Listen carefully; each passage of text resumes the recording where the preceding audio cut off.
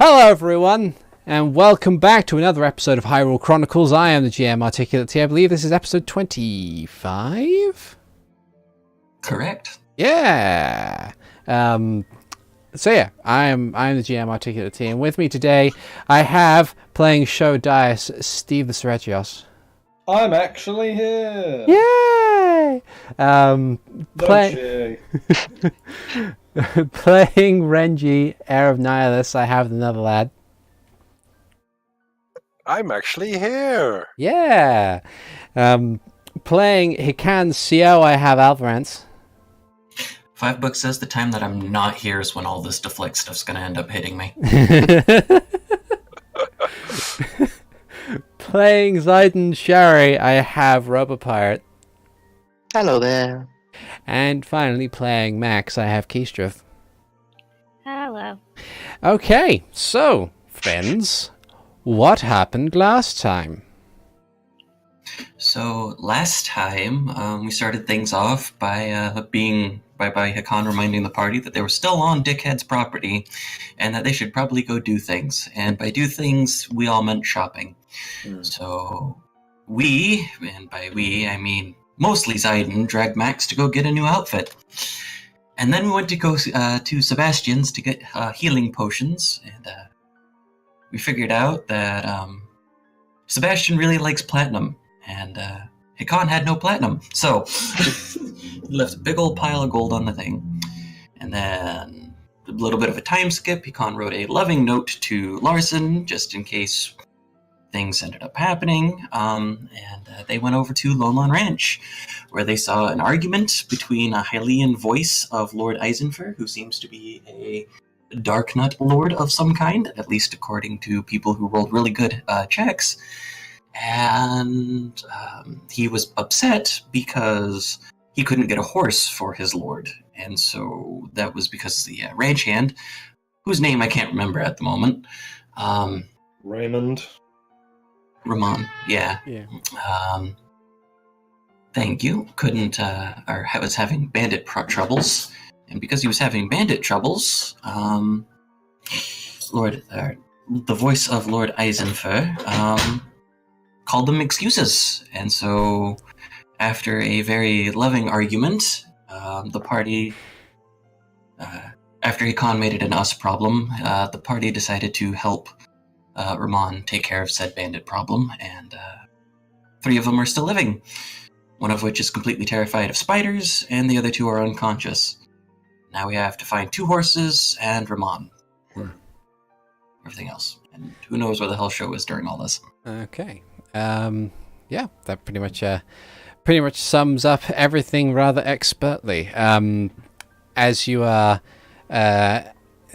you have kind of finished the battle, what I will do is we'll stop the music here, and we will instead start this one. Let's try this one for a spell. How does this sound? I'm going to keep the eye on the... That's better. Right. So, as this whole scenario unfolds, and the dust from the battle settles, you find yourself on this road where a tree had been knocked over previously, and you are standing amongst your very startled horses, which are only you're barely managing to keep them in the same spots that they are in. You have 2 befuddled guards, and the road is looking a bit corpsey, apart from the 3 that you have managed to capture. This trio of bandits that you have subdued as part of the encounter. As far as you know, or at least as far as Renji is aware, in the chaos of the smoke bomb, Reymond was dragged off with 2 horses back north in a rather frantic panic. But as you stand, those horses seem to have disappeared along the road, and they will probably require tracking. Right, what should we do first? Because there's horses that need to be wrangled up. I not that much of a rider, save for like my own horse. Someone should help wrangle the unconscious guys. I will send my giant spiders to gather them up. Huh. These hideous monsters just like gently pick them and drag them back across the ground to the singular I have them for spot. like next almost an hour. You do, yeah. You have them on hand for a bit. Meanwhile, I will try and get the trail of the horses and stuff. Since the spiders seem to be doing a good job, I will help. I will also roll to track the horses. All right, so those checking for horse tracks, roll survival for me, please. That's nat 20 from. That's 2 nat 20s. Whoa! I believe that's going to We are be good setting at the this. tone for this adventure today. I hope so. That will be my first and last good roll of the night. Meanwhile, I will conjure a weapon, not a rapier, as I am wont to do nowadays, but an axe to start cutting through part of the wood. Okay, you mean like of the fallen tree?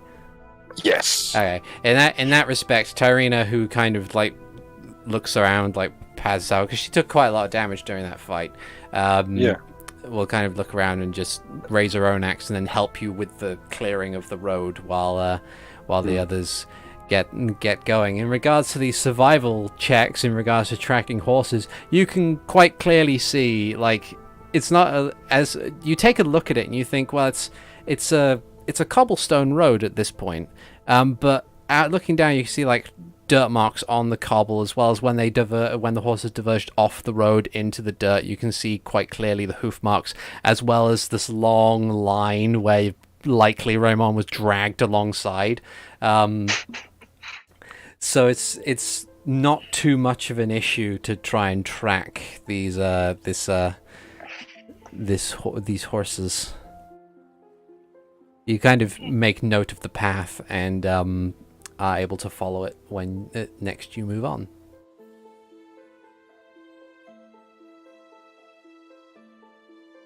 I assume that we'll move once people are done with their other things.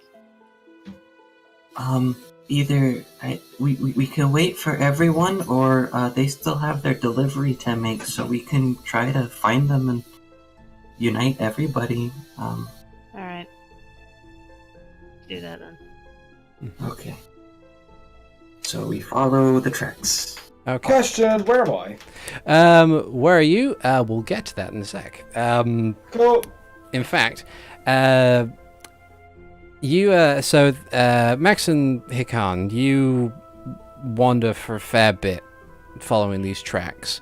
It's around about let's say here,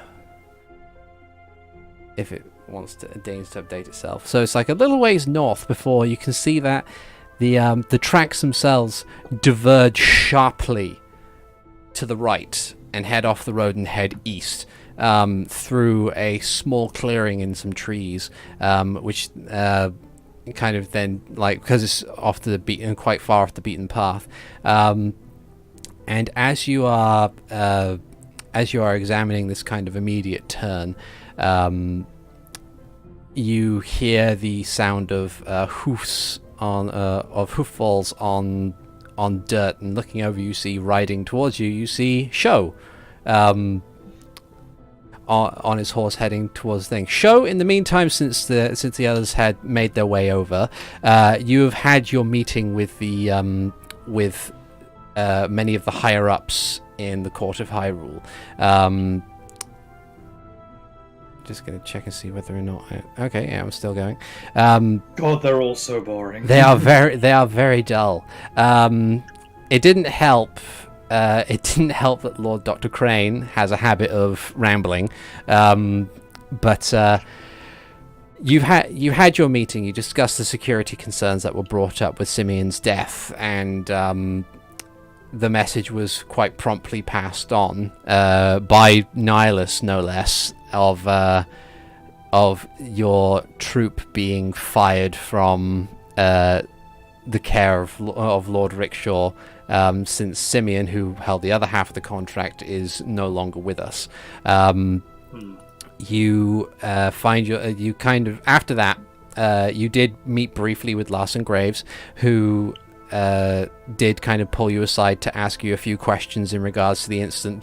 General kind of police report stuff, I suppose, for lack of a better term. Just like, it's like, what was your association? What's your thing of magic and all that kind of stuff? And he takes it down. He does it very clinically, and it's quite clear that he doesn't really suspect you or any of the others of anything. It's just like, it's his job. He has to do it.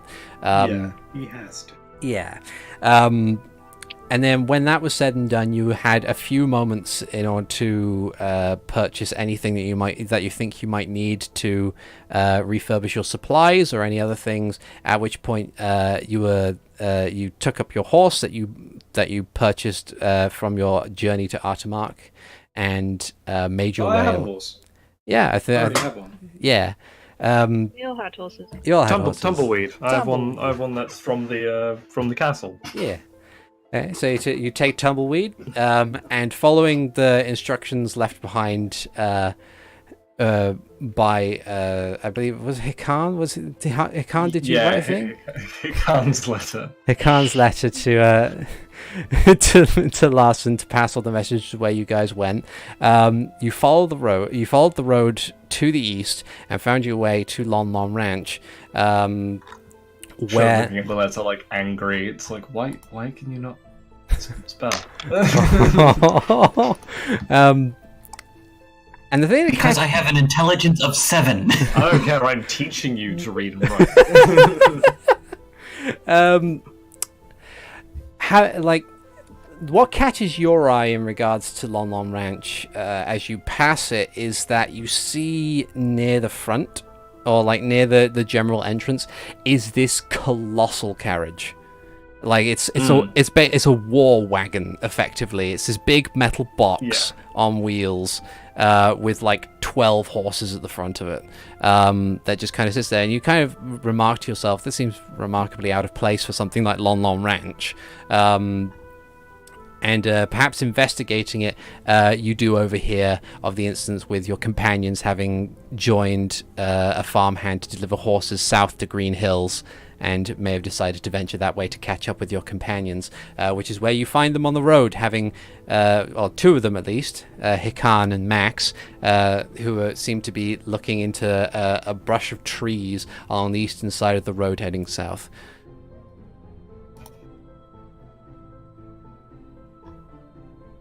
So, Sho rides you up. said that I was about to say, you said that we saw a show coming up, right? Yeah. Okay, Hikan excitedly waves. Max just nods. Sho hails him down and gets off his horse. Or rather doesn't. He looks down him on high and is like, well, I see you've been busy. Well, that's... Yeah. We have 3 webbed up bandits. And 2 giant spiders. I do hope you're going to bring them to questioning. The spiders? No. Your facetiousness has irritated me far more than politics has. We're looking for some of the horses that bolted. Fair enough. And the good old, tried and true, out the sleeve, poof, comes the owl. From Fine Familiar. Yeah. Looks like they went that way. Sho does basically commands them to follow the general direction, see if it can spot anything from on high. Okay. The owl heads up as far as it can go, as it looks on and it looks around. are you having it come back and tell you, or are you having it like seeing through the We senses? have a telepathic link. You have a telepathic link. Okay, so you kind I can dummy my own senses and like basically be dead to the world for a bit and see and hear and taste and smell everything that the familiar can. Okay. To the best of an owl's ability, so pretty good eyesight. Yeah. So it heads up into the air and begins to do a bit of a circle around. At which point, I would like you to make a perception check. Cool. Max did tell him which direction that the tracks were heading. So. Yeah. Boop. 16. 16. Okay. Looking through the eyes of your familiar and kind of analyzing the general area that you can see, it seems like this kind of untrodden path. There's kind of like a what's the word? It's kind of a parting in the trees, so it's not a formal road, but it's just a naturally formed path that kind of heads east and then curves back to the south again. And in that direction, you can see that there is a river nearby, and then a small clearing, and you can't quite tell, but you feel like there's a structure over there. One that doesn't look like a house. It looks more like just a pole or a spike in the ground, but said pole or spike is rather big. And you think you see movement around it, but it's quite far away to tell, even with the superior vision of your eyes. I can only go 100 feet. Yeah. I can only go, so it's so I can see it, but I'm not close enough to see it properly. Right. Sho returns to his own senses and calls back the familiar, and points on to the direction and saying, "There is a stream with a clearing further ahead. I believe I saw movement there." Alright. Probably go look. Okay. Was this dragged person with them might be endangered? Sho leads with Tumbleweed in a canter. Okay. And you've got everybody with you at this point. Up. You haven't left Tyrina and Renji to clear a log by themselves. No, I'm assuming we'll get everyone ready and that's the way we gotta go. Okay. Yeah. Alright. Okay. So, you journey along this untrodden path, and using the check from before, actually, did folks do short rest? I would say that part of this would constitute a short rest, maybe? So if you want to constitutes a short rest, that's fine. Yep. So if you wanted to roll hit die, if you were hurt, which I think it was actually just Tyrina. Tyrina gets hit die. Tyrina gets to roll hit die. I don't mind taking a short rest and getting my spells back. I need Key more points. rest. My... I maxed it out because I spent all my time sat in offices doing nothing. You had the longest rest. At least it felt like the longest rest. It's not even like my body is rested, but my mind. Oh dear. But yeah. So as you maneuver down the path, using the survival checks that you had from before, you can easily continue to spot the tracks as they go on. There is a point where it seems that the dragging marks seem to stop. The horses continue on almost unimpeded, and you don't. Yes, from what you can tell, either Reymond was dropped or he freed himself, or he managed to clamber on top of one of the horses. Impressive if they were still running. Do they seem to be any other tracks that go around or away or following the horses that are human tracks? Make another survival check. Another survival check. 22. I just wonder what 22. Okay. can. Looking around, you can't seem to find any additional tracks alongside these ones. Seems like the ground is fairly undisturbed around this sort of area. At least, nothing that you can denote as human tracks. Like you can certainly see that there's like animals that might have passed through here at some point, but Yeah. No, it is impressive since he got back on the horse.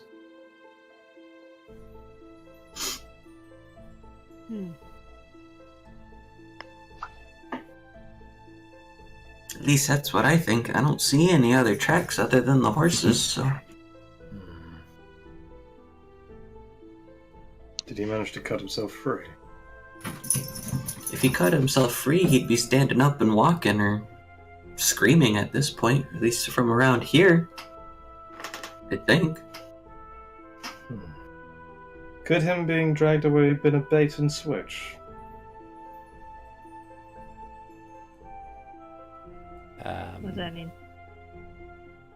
In putting on the appearance of being dragged away, and I'm not sure, maybe using it as a ploy. Hikan's eyes narrows as, like, the equations start going in the back of his head. Something what his in the friend has background said. is incredibly clattery right now. That's a Sorry, dog. it's Yeah. the cats. Right. It's the cats. Okay. Sho goes over to Hikan, who's clearly puzzled, and is like, a ruse, a trick. No. a deception." What ended up happening was, do you remember the red-headed lady that throws people out of windows? Yes, I have to hear about her many times when I go through my reports. Do not remind me. Well, the reason why she's in Castletown was because she punched Reymond in the face because there was a disagreement about who the bandits were. And so, if you're right, that means she was right. Sho's like pinching his brow. It's like, why can't anyone in this kingdom solve things diplomatically?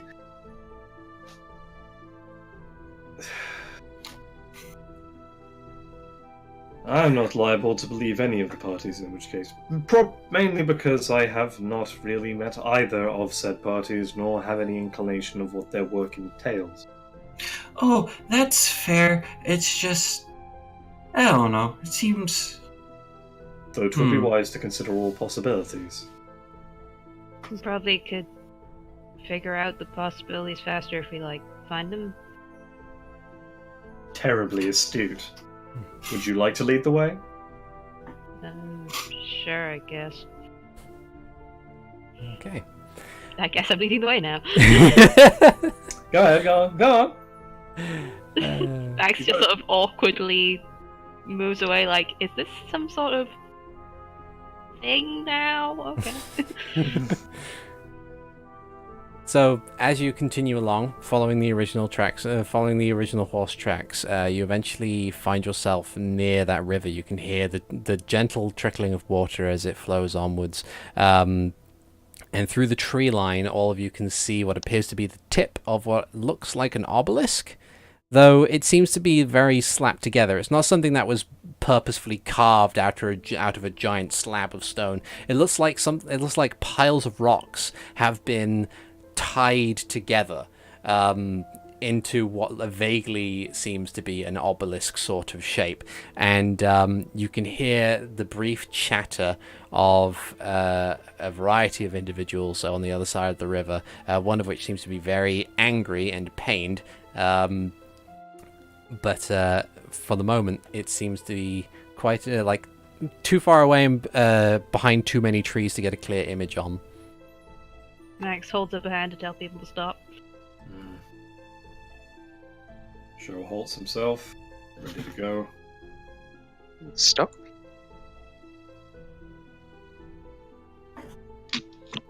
Some kind of conversation up ahead. Does We all hear it, somebody right? sound familiar? Since you said angry voice. Make a perception check. I also want to do that. That's a I'm 20. going to send the owl out again. Okay. Because owl's in the middle of the forest, who fucking gives a shit? Yeah. So with Nice. Lots of crits today. So with the 20 and the 19, from where you're currently standing, one of the voices does sound familiar. Hikan, it definitely does sound like Reymond. The rest of them appear to be just nondescript voices. One or two of them you can hear appear to be kind of like high-pitched and gravelly. Sounds very similar to a bokoblin or two. But from the context of their conversation, you can't exactly make it out. It just sounds like indistinct noise from where you're currently sitting. In the case of Sho and his Boyd, your owl flutters over and finds like a perch to sit on, which is on the edge of this thing. And considering the fact that you can see it, I will bring you over to the map that we have. Ooh. Might take a while to load in. Down the bottom there. There we are. Cool. Oh fuck. Yeah. I do not like the amount of enemies. Could I you do not like maybe the blood in the floor. That's the real At least, thing for at me. least you've got your spells back. Yeah. That's Yeah. true. So from the context of what you've seen, Sho, you haven't met Reymond, so for this one I'll describe it as if he's a new NPC. But the I'm guessing he's the fellow with the unique palette. He has slightly better character design. He must be a person. he has a unique character model. So when you bring your owl over and have a look at the battlefield, or have a look at the area that you see before you, you can see that this obelisk is on a raised pile of dirt which has been flattened, like very purposefully, and there are other smaller protrusions of stone which have all been cobbled together. It's very slapdash. Like on the map it might look fairly intimidating, but truth be told, it is very much it's kind of just like DIY sort of thing. Something that you would very much assume to be within the realms of possibility for bokoblins. Yeah, they're doing their best. They're doing their best. You can recognize the 3 bokoblins that are in the inner circle around this obelisk here, and the other 2. That they are dressed in these robes, and they have all these like little skulls and bone sort of trinkets and fetishes that they're kind of just very carefully sort of mimicking some magical sort of incantation.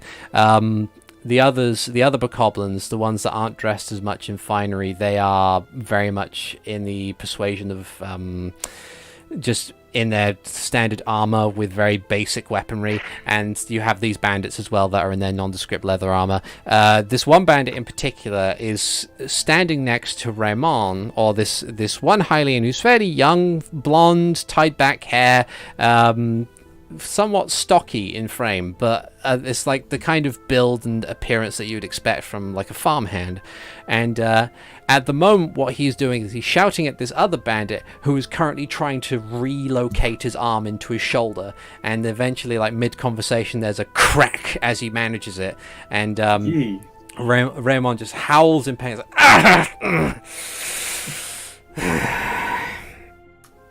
right. Okay.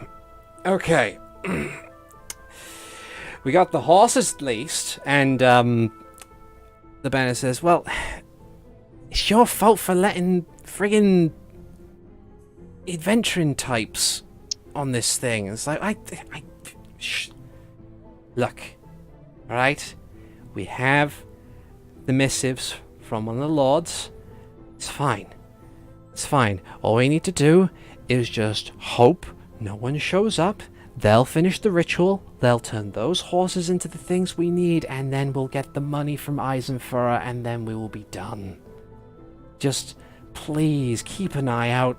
Please, I need to go sit down. My arm is killing me. And this band's like, alright, fine. Like throws up his arm, is like, okay, fine, I'm done with this conversation. And then just wanders down over here while Reymond moves further over here and kind of like sits on a step and just continues to very slowly massage his shoulder as he rolls it to try and get the feeling back into it.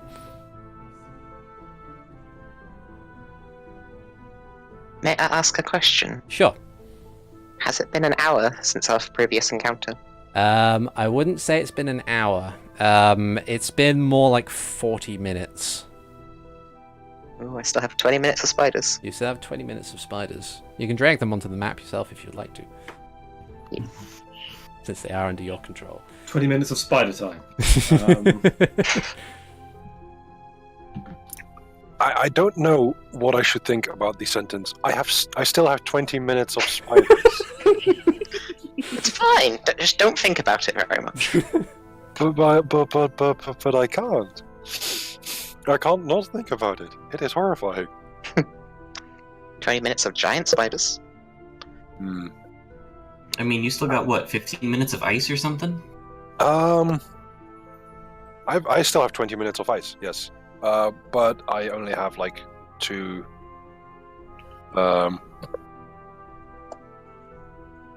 Yeah, I only have 2 temporary hit points left. Oh, yeah, well, the horse is grievously wounded, isn't it? How much damage does it do when it hits you? It did 9 damage. Okay. Which it did was 10 damage. It had 3 HP left. Oh, Okay. right, yeah. Just making sure. Just wanted to maintain continuity. Keep it going, keep it going. Okay. As we roll up, I would like and see if I could spot the bandits. Sure. Make a perception check as you get closer. Mm-hmm. That's an 18. Yeah, so you manage to, as the trees get thinner and you see the clearing, you do manage to spot the bandits, and the bokoblins just kind of dithering about. Like some of them are kind of cleaning their weapons, others are just kind of idly talking to each other. It was quite clear, like even without a roll, it's quite clear these are the worst watchers at all times. They're doing the fucking. They're sat there picking their noses. Yeah. Not fucking giving a shit. Right. One of them half asleep and leaning on a spear. Yeah. Okay, in that case, I want to cast invisibility on myself. Okay. Oh, shit. That is 1 spell slot done. While And he's doing that, could I, like, tell from this distance, could I ford the stream, so to speak? Like, just be able to walk across it? Make a perception check. Perception. Alright. 25. For someone of your height, judging from what you can see, it's fairly clear water. But judging from what you can see, it's about shin deep. Okay, so it is very easily fordable. I can sneak across it. I do not need to take the bridge. Got it. It's fordable, but it's not the stealthiest of options unless you can walk on water somehow. Because it's running water. Yeah. It will splish and splash as you go through it. So you'll be able with me being yeah. invisible, I would like to try and cross the bridge as quietly as possible and basically set up shop around here. Okay, so as you get to the bridge, since when you get to it, you see that it's very old, like very slapdash piece of work, and might be very creaky. I'd like you to make a stealth check with advantage since you're invisible. Stealth check with advantage. That's a 20. That's a 20. Okay, hasn't come up for me yet. I'll check and see if it's come up on the other one. Okay, there it is. I don't have it either. Oh, there it is. Yeah. Okay. God. Sweet. So you kind of gently place a foot on the wood and test it, and then move over, and you're able to get there. Mm-hmm. And as I sit over here, I am not going to attack until my fellows are doing so. But what I am doing is concentrating on the Pearl of Power in my bag of holding. Okay. And regain one of my spell slots. Okay. You had a rest. Yes, but I used invisibility. Invisibility. Okay, so I had an idea. Uh-huh. Could I use my giant spiders to make a web bridge over this section, and then have them carry us over through the tree coverage? How long do you want to make? How quickly do you want to make that bridge? Well, there's two of them, so. It's Also, made. they can fire their webbing. They can fire their webbing, and they logistically it might work. It might take a little bit, but my concern is that it's like a sticky, viscous material, so that might impede your movement as you go across. Oh. Yeah, because As I said, I was going to have the spiders carry people back and forth. Oh. Because they can walk across them fine. I see. with the weight of people on them. Yeah. I can. The giant spider webs. Yeah, I'd allow it. The spiders would have to, both the rider and the spiders would have to make stealth checks as they get across, because getting to the other side is still quite close to the camp, and people might notice spiders that are around about 8 feet long.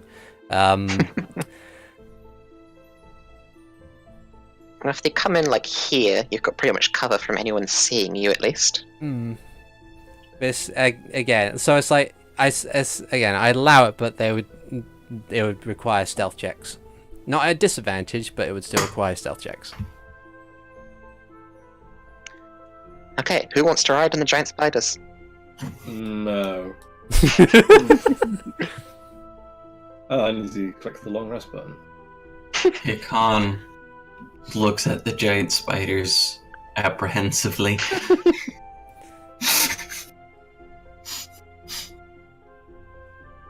I'll ride a giant spider. Wonderful, Max. Let's go. So, me, Max, and the giant spiders are gonna go You guys go be distracting. over here-ish to... Yeah, that's a pretty strong distraction. Two giant spiders, dragonborn, and a Sheikah. I'm not Dragonborn. As I see this Otherwise, happening, I want to take out my Rod of the Pact-Keeper. Okay. So I have my Rod of the Pact-Keeper in my dominant hand, and my shield strapped to the other. So shield on. And I'm going to recast Armor of Agathis, Okay. giving me the 10 temporary hit points. Oh, Okay. shit. And you're behind a tree, so when your invisibility goes away. Invisibility is... oh wait, because I cast a spell. Yeah, Yeah. that's true. Yeah, I'm going to just deal with that. So I cast Armor of Agathis again, and I focus on my Rod of the Pact-Keeper to regain a spell slot. Okay. So, as the spiders get to work, and as they try and make a bridge over,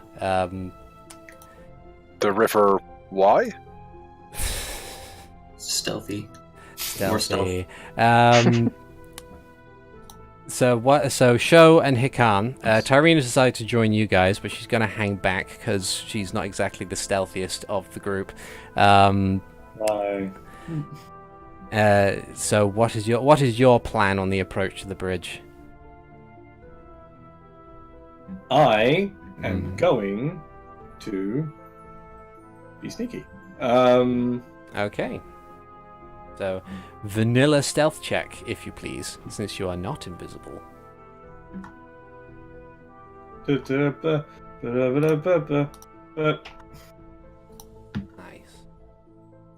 I'm going to try to get to, through here, across the bridge to Okay. find that rock. None of them are really paying attention, so their passive perceptions are pathetic compared to the 17 that you rolled, so you kind of just across the bridge and hide behind a rock, and no one seems to have bat an eye. Well, if Sho did alright doing his sneakies by doing that, I'm going to nix my plan, where I was just gonna jump the bridge.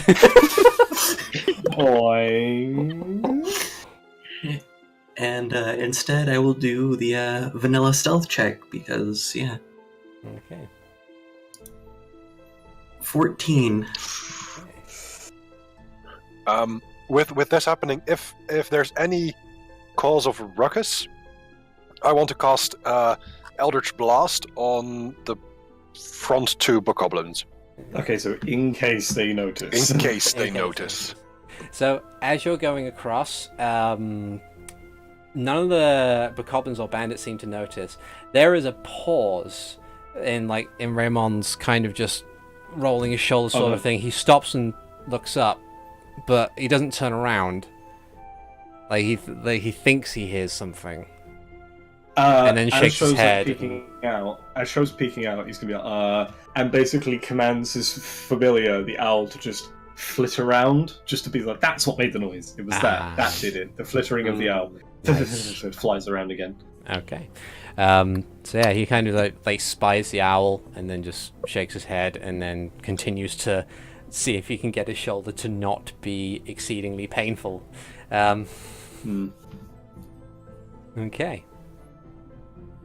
Meanwhile, after all that's said and done, and Tyrina kind of just hangs back by this rock, the spiders finish their web bridge. So those riding across, and the spiders themselves, if they'd like to go ahead and make some stealth checks for me, please. Team Spider-Man. 19. Oh, no. Oh no. Oh no. But can he You be have to saved do by a the lot. spiders? Spider. Yeah. That's a spider. Max got decent. That's a spider. Can I go first? Sure. You rolled first, so I'll let you go first. So you and your spider skitter across, and then kind of find a tree to hide behind. I can't move the spider, so I'll burst on this tree. Yeah. And hide behind. Robar, can you move the spider, please? Stay by me. Spiders. Okay. Who needs horses when you have giant spiders? Yeah. So They're coming in behind this tree, at least. yeah. So you come in behind that tree. As you do, how do we flavor this?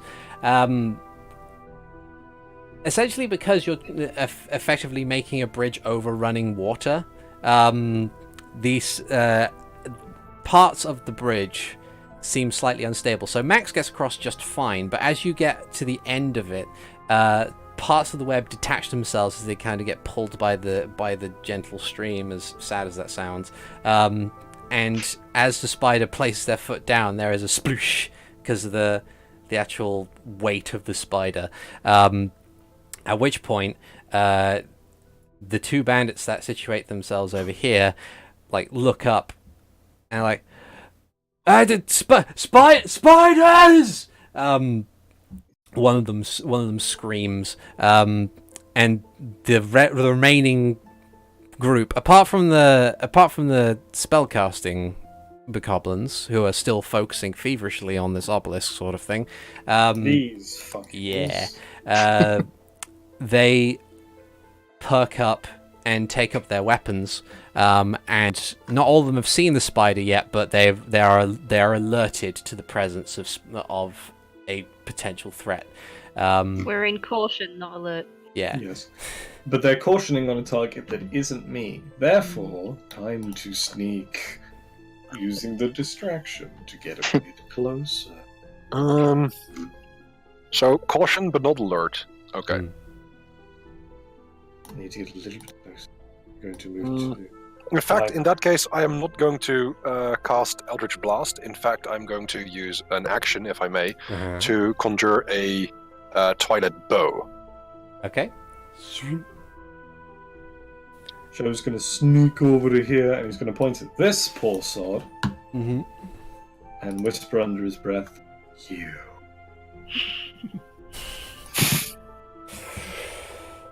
That's true strike. Interesting. True strike. Use of True Strike. Max gonna stay where he is. Okay. And just wait. So I don't think I could see Ziden at this point, but I take a quick look at Sho and a quick look at Renji and do a little subtle thumbs up, shaky thing, kind of like, Wait, are we good? Oh, you do see me because I'm not invisible. Yeah. I don't see Ziden. Oh, yeah. Sho's like doing like military like hand signals, and I'm assuming Hikan's like, okay, silent, yeah, sure thing, buddy. Okay, Tyrina's going to kind of assess the situation, kind of keep an axe in hand. She's going to wait for a moment to charge across the bridge. But yeah, as you guys have moved in position, while the others are on alert, the two that did spot the spider are going to maneuver themselves further up. They're going to go and investigate. I'm gonna have the giant spiders go up into the trees. Okay. Make another stealth check. Okay, just the spiders then. And ducking down behind the trunk of the tree. Spider on the left gets 19. Spider on the right gets 11. Alright. Okay. So I'll have each one roll their perception. What's their wisdom? Oh, their wisdom's 0, so this is just a straight d20 roll. One of them got a 6. One of them got a 17. I will say, for the sake of, since it was the right spider that rolled the 11, it's this bandit that rolled the 17. So this guy wanders over here and kind of just looks around, looks over, forgets that most people in any kind of capacity of checking the perimeter don't look up. But this one has the bizarre investigative leap to do just that, and looks up, and he doesn't see Max, but sees this giant chitinous shape just sort of hanging in the tree where it shouldn't be, and he's like, What I have happen is he sees its giant face, and the spider just like slowly shakes its head. If it could hold up a finger to its mouth, it would be doing the It can hold up one of its many legs. Do not tell her. do not tell ya. Dude, be cool. But let's see. So he's gonna be like, the spider, and he's gonna open fire, and all these other ones are gonna realize that this guy is shouting. And he's gonna open a fire with his light crossbow at the spider, and miss. Just And the spider into the tree. Initiative, yeah. I'd say initiative for time, or can everybody. the spider jump on his face. I'd say initiative time. Okay.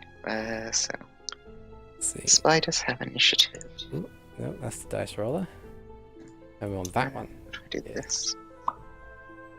Spiders have initiative 6.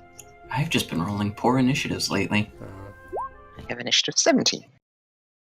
Initiative time. Start up some battle music. Let's go. This is technically a mini boss, so let's try What's your dex mod? this. What's your dex mod, Robert Pirate? 4. So you go before me. Yes. Ooh, I like this music.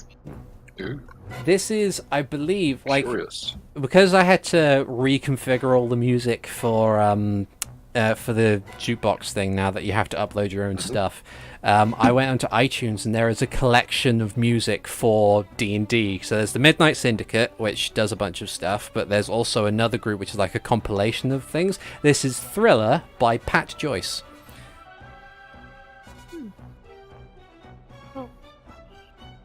Okay, so now I need to roll initiative for these idiots. Let's see. So, bandits. So one bandit gets a 19. Regular bokoblins apparently don't have a character to be selected with. That's sad. Alright, that's the reason why. No. That's like, I knew that there were issues with the macros last session. That's alright. Yeah. That's okay. We should vote now. There we go. So 5. Then the Bokoblin spell speakers are also the same situation.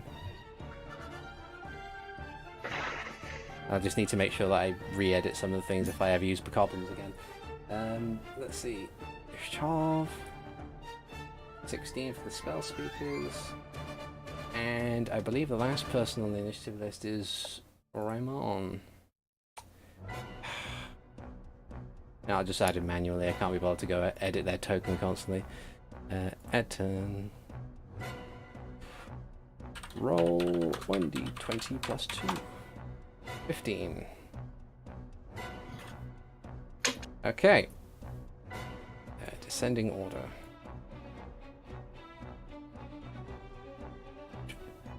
Let's see, so just going to readjust this because my personal rule is that player characters always go before NPCs regardless of what happens. And so it starts out with the bandits. We'll say that bandits. We'll say for the sake of it that this bandit here has taken his action to attack. Then this one over here is going to come over. Did Tyrina roll initiative? Oh, that's right. Good catch, thank you. Okay, so it's Tyrina's turn first. no, it's not her. It's not bandit's turn. No. Yay, she can get across the bridge. Yep, she kind of hears a shout of spiders. She's like, shit. Is going to On the go. Dum dum dum dum dum dum dum. Over here. X-rays. That's as far as she can go. She's dashed, so that's as much as she can do, and she's a melee fighter, so she can't really get into I'm action. gonna go whip some ass. There's the bandits goes. So this bandit is going to come over here and investigate what his friend is aiming for, and finds him pointing and shouting at a spider in the tree. So he's going to open fire with his light crossbow and sees where that gets him, and misses. Yay, spider. Yay, spider. He does have cover, technically. He does have cover, technically. So that would be disadvantage, I would think. But, yeah. It doesn't matter because the first dice was an 8. Yeah, first die was an 8, so misses entirely. Another crossbow bolt thunks into the wood of the tree. As this bandit runs over to assist his friend, sees the angry Gerudo with the giant axe running across the bridge. It's like, oh god, priorities! And just opens fire with the light crossbow on Tyrina, only rolling a 5 and missing. This other bandit also sees Tyrina and will fire with their light crossbow, getting a 19, which is a hit, and dealing 5 piercing damage as the crossbow bolt lands into lightly into her arm. And she just kind of, as she runs over, she just rips the thing out and just continues running at these guys. It's 5 points of damage. Okay, then it goes down to Ziden. Ziden, it's your turn. Let's see. I will go with transforming into a bear. Okay. Sounds like a good start. It's just a bear, literally a drop bear, just drops out of the tree. Then I'll run to here. Stomp, stomp, stomp, stomp. Okay. And then I will maul this guy. Okay. Advantage. Bite. That's a biting. That A is chomp. quite the biting. That's a big heckin' chonker, that is. That's a big chunk as you kind of just rear up and bite Nom? down. Crunch! You can feel like Oh, bone and it's the crunch. cartilage breaking under the force of your jaws, and the guy just drops his crossbow and goes limp in your toothy grasp. Now to maul the other one. 8 to hit, not 7, but still. Yeah. So he kind of sees this bear just kind of barrel past and bite down onto his friend. He's like, "Ah!" and just hops back as you whip around with the claw, whoosh, and miss, sadly. For now. Okay. Anything else? Then you... probably just use the extra bit of my movement to move back behind the tree cover. Okay. Actually, no. This side of him for tree cover. Okay. Okay. Then it is Sho's go. Cool. The blade song activates. and said poor bastard who's like, oh no, giant Gerudo, top priority on my wamo.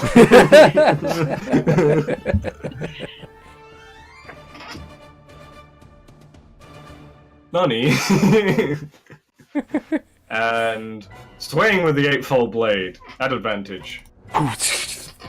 You slice into him, deep cut into his side. He still stands, but he's not. He's looking far from good. There's like there's a long, deep gash into the side that cuts straight through his armor, and you can see bone from where you've sliced him. Kneel. Okay. Let's see. So use your bonus action. Use your action to attack. You've moved. And I moved. Yep, so that's your turn. Max! You're in a tree with a spider friendo. I'm behind the tree. The spider friend is up in the tree. Ah, I got off him. I see. Can I jump up on Ziden's back? Yes. Okay, if Ziden allows this, then yes, you can do so. Sweet. Bear. Battle bear. I'm gonna spend a sorcerer point to double up my firebolt. First on the guy that Ziden attempted to claw. Okay. And that's a crit. Oh, Jesus Christ. For 16 damage of fire in his face. Specifically in his face, that's fine. I think that's probably the only thing I can hit from this side. This angle. Yeah, so you point and you fire the firebolt. The thing rockets into his forehead. You can see this glowing hole where the bolt entered, and he just topples backwards. Before he falls, I'm gonna flick the staff forward and have the second firebolt hit the bokoblin that's directly behind him. Okay. It's a 15 for 13 fire damage. Okay. So it hits, makes a deep burning crater in the shoulder of this bokoblin, but he still stands, and he does what bokoblins usually do, which is laugh like idiots. Oh, fuck, my head's on fire, that's great. Okay. Then the bokoblin spell speakers have a turn. They're all kind of busy chanting and everything, and I'd like those who have a clear line of sight to the obelisk to make a perception check for me, please. I believe I can see it past the tree. Probably. Because I could hit that goblin. I believe I can see between the trees as well. 19. 11. Can I roll for my spiders? 18 for me. This will mainly be... Can I see? Yes, I'd say so. Okay. It's a bush. You can see over a bush. That's an 11. 11. Okay. So this is more for an information thing. Sho, did you want to roll perception, or are you good focusing on? I will. Okay. I will roll some perception. Okay. Nice. Okay. So everybody who got over a 13, you notice that this hobbled together obelisk begins to glow with this kind of red energy, and it just begins to kind of pulse like a heart. But that's their turn. Reymond, hearing the ruckus, will stand up. And Well, that's not good. that's not good. He's going to move over here. And then I think he's going to use a bonus action to hide, and I need to make a thing here.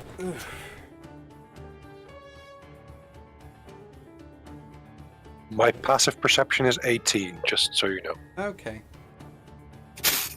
My. That's a lot. Okay. Yeah, I've expertised on it. Okay. As you should. So he's going to attempt to hide. What's his stealth like? I hope he has a very low stealth. Okay. So he rolled a 17 plus his dex, which is 2, so that is 19. No!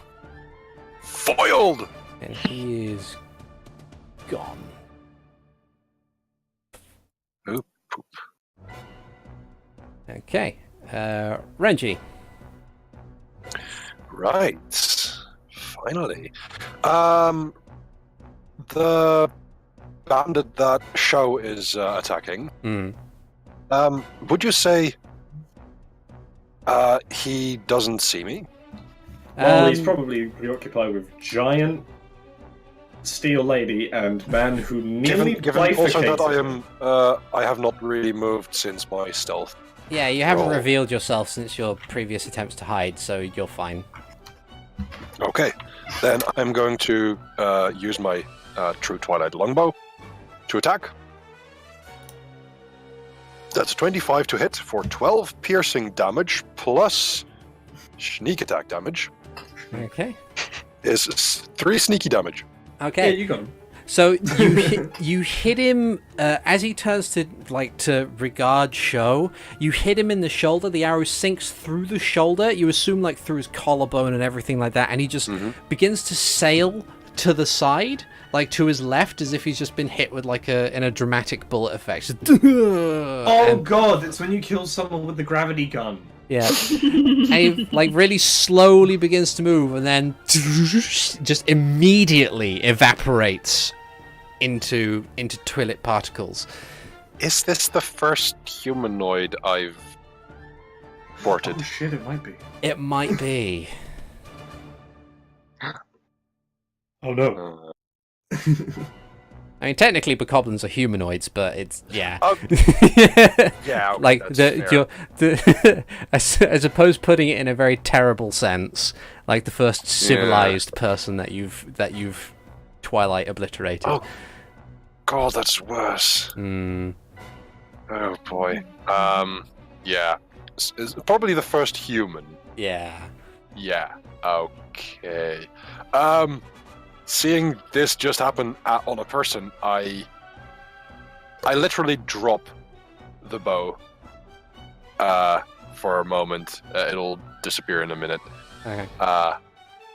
And if I could, I use my bonus action to just get my Rod of the Pact Keeper back in my hand. Okay. That's fine. That kind of counts as like your free object interaction. You just take it out. Fair enough. In that case, I will. Yeah, I will move for a bit. Let's see. I will move over 2, 3, 5, 6 over here. Okay.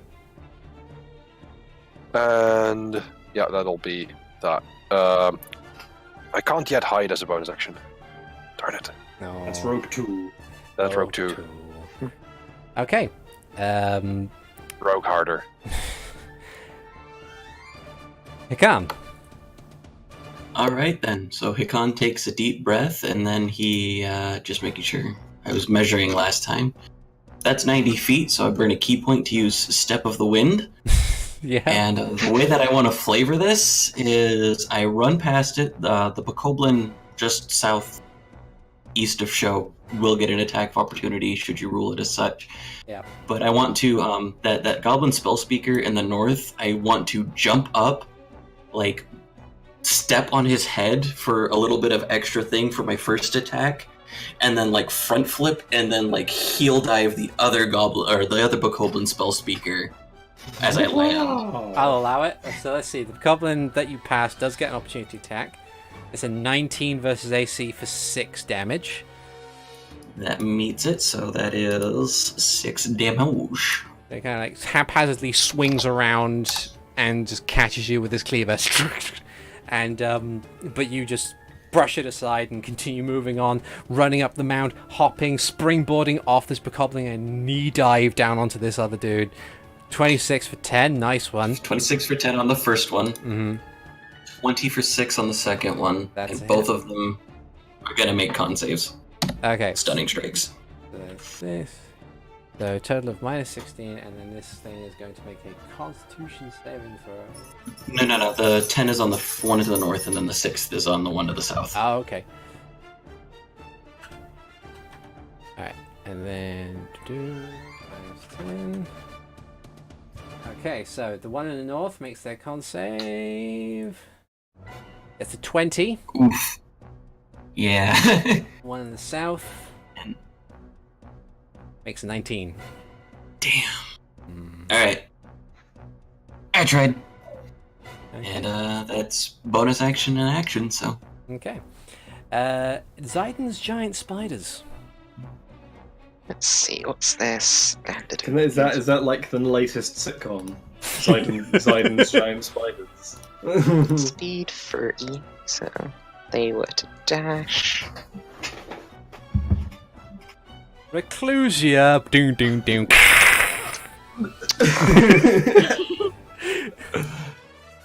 Black Widow.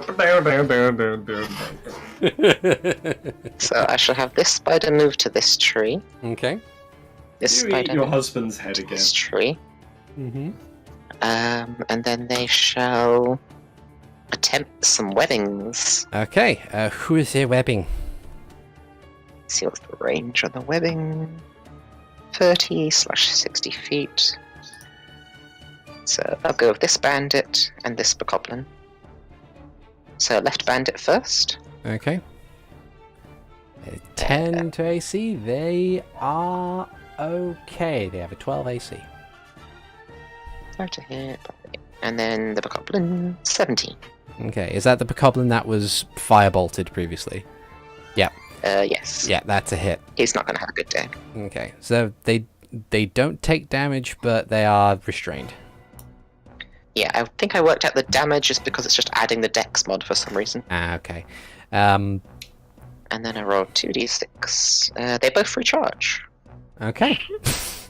Fine. I see how it is. Slurp. See, my spiders are best spiders. Okay. Bokoblins goes. Right. They're going to have a bit of a whale of a time. So this one is restrained. Let's see. As an action, make a DC 12 strength check. So the bokoblin that is webbed fails their strength check, and they are remaining to be webbed. The others are not going to take things lightly. This bokoblin is going to use its bonus action because it is has aggressive to supplement its movement to get right into melee with Tyrina, and will then proceed to attacketh them with their cleaver. And misses. Then this bokoblin is going to maneuver right over here. Is going to I'm gonna have him make a athletics check to try and climb the tree to get to the spider, and then if he gets there, he's going to rolls a 17 on his athletics check, so he clambers up the tree and swings haphazardly. He's going to roll disadvantage with the cleaver because he's doing it one hand bouncing from a tree. Crit fails. But She tried. just like after this bokoblin, or this after this spider, this bokoblin is going to run right up to Sho and go in with the cleaver. Just runs out, cleaver overhead, missing with the 12, because I expect your AC is more than 12 by this point. With the blade song active, my AC is 19. Nice. This bokoblin is going to run over to try and support their spell speakers. Because the spell speaker is busy concentrating on a spell in the middle of the casting area, they're going to instead... they're not going to get advantage on this, because it doesn't count as flanking. They're going to swing at Hikan, getting a 12, missing. This one is also going to run over to back up their friend, but now they are flanking, being on opposite sides of each other of the aggressive bokoblins, and that's a critical hit, 25 versus AC for a total of 14 slashing damage. as this bokoblin moves in, ducks past the obelisk, and then brings the cleaver right down. Ooh. And I believe that is it for the bokoblins, because the web bokoblin can't go anywhere. The rest of its stuff is movement based, and it used its action already. Tyrina, on her go, she's going to raise up her great axe and swing it at this bokoblin, hitting for a grand total of 8 damage, since it is not undead. Just toppling the thing to the side slightly as the weight of the axe hits into it, but it still stands, still laughing in her face. Wait, she's level 5. She gets a second attack, doesn't she? Yeah. As a pally? Yeah. Yeah. Okay. Swing.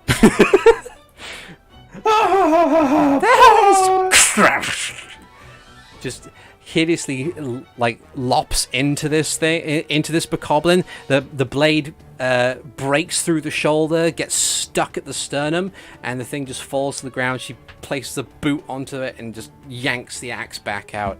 Nice. And then moves over with her movement to back up Sho. Then it's the bandit's turn, singular, because he's the only one left.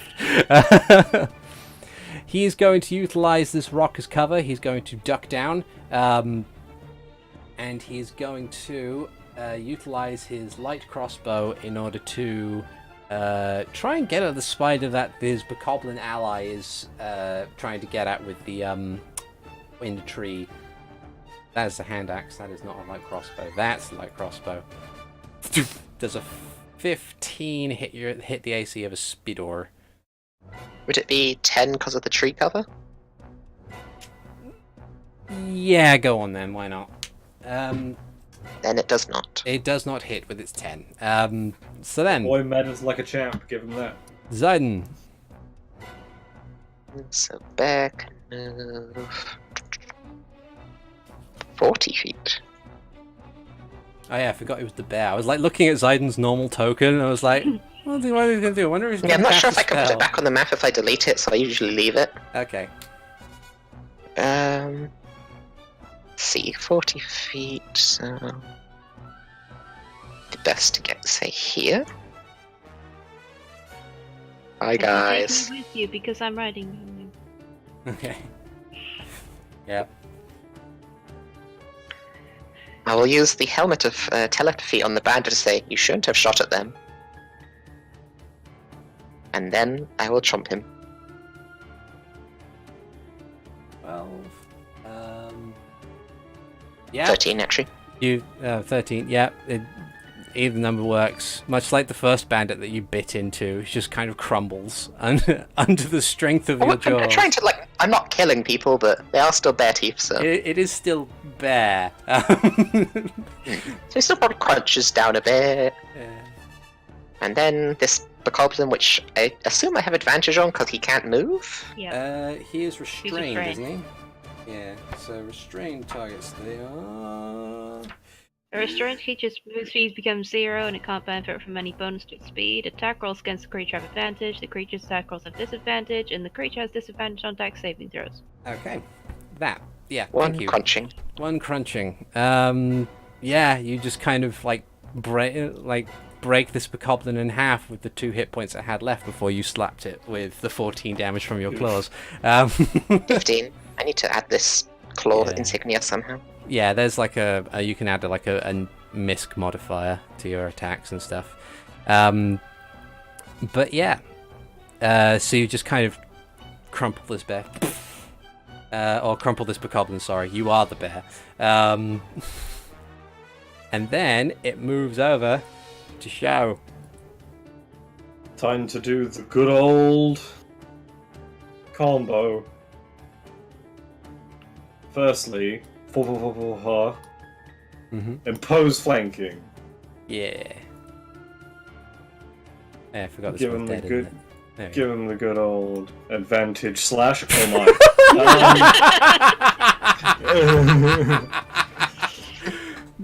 Just like there's so many Did critical I just hits do a today. judgment cut? So is that a critical hit or a critical miss? That's a critical hit. I know, it's I'm not advantage. sure. It's advantage. Yeah. I did a judgment cut. Yay! That's like maximum roll, minimum roll, maximum roll, minimum roll. Yes, I did it. I I rapid slash. Well through. played. Yeah, he's still got a minuscule amount of hit points left, but you kind of just like you cut through him. He's doing the Mortal Kombat like topple around sort of thing. I'm gonna palm strike him in the base of his skull. Yeah. Yeah. Crack. Crack. You do feel this very meaty crunch as your palm lands in the right spot, the practiced area where you feel the neck of the bokoblin break under your strike. He thought he would bleed to death, but no, and he just topples backwards.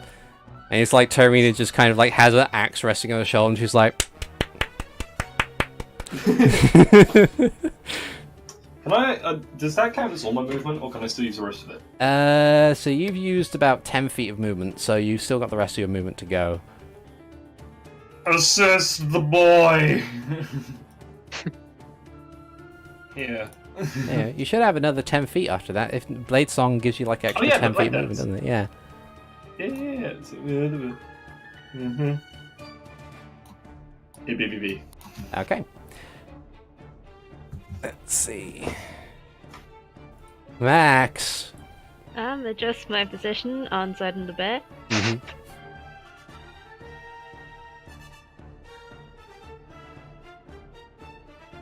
Yeah, that'll do. Oh yeah. Gonna hold up the staff away from the bear so that the sparks that come off it don't electrocute my friend. Mm-hmm. And then, I think you know what I'm gonna say. Okay. Let's see. For Blaster occurs to each creature in line must make a dexterity save throw. Creature has lightning index flammable objects in the area that aren't being worn or carried. I'm wondering if it can get around the obelisk. Like it'll definitely do a number on this one bokoblin spell speaker as it's back to you. If you want, could I like flavor? So let's see. You'll careful get. spell to have it do that. That's a good point, actually. I like that idea. There you go. Okay, yeah. They get spells for the creature makes saving throw. You can protect some of those creatures and spells forced to do so. You make a spend sorcery point and choose 4 creatures to do that. Okay. Spend sorcery point and have it sort of curve around the. Yeah. Bend the bullet. Curve the lightning. Have it arc. Okay, so we'll do the regular bokoblin first because, to be honest, even if he passes this, which he Not doesn't, arcing that much. he's gone. That's 38. Yeah. in its yeah, okay. everything. Then the spell speakers. So that's Dex. It's a fail on that one, so they take so the one in the front line takes the full 38, and then the next one along the line will do dexterity saving throw. It's a 15, also takes the full 38. Yeah. Now that they're below half their health, I'm just gonna have them make The one that was down there, did that the lower down one, further away one, didn't that one take some damage from Hikan as well? It did, but it's still alive somehow. I was trying to remember if that was one that took damage. Okay. But yeah, so I'm just going to roll a quick thing for each of these guys. So, yep. And then that one gets... Yep. Okay.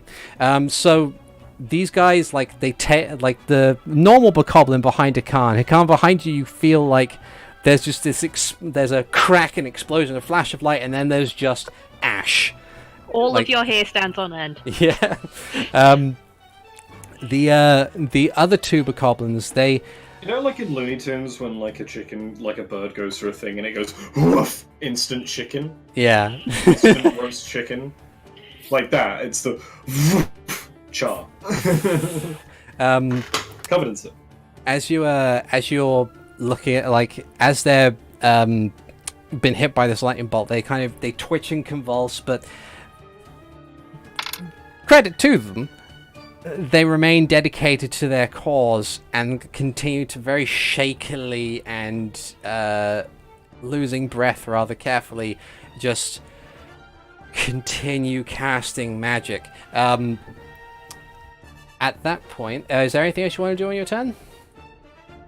I don't have any bonus action things, so no. Okay. So on their turn, This is bad. they continue casting their magic. Thump, thump, thump, thump, thump, thump, boom, and just the thing pings. And there are going to be a couple of instances here. So let's see how many of these things open up. Okay. Right. I need to do some drawing here, so I'll be with you as soon as I can. Oh, Where's the boy. Where's the red? There's the red. Okay. I hear real last dice being rolled and I'm scared. Okay. That's quite a big die. One there.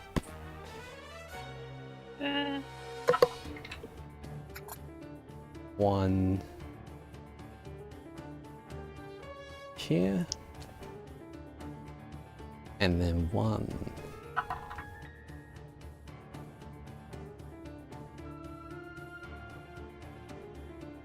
Actually, no, I've miscalculated that. Give me a sec. There.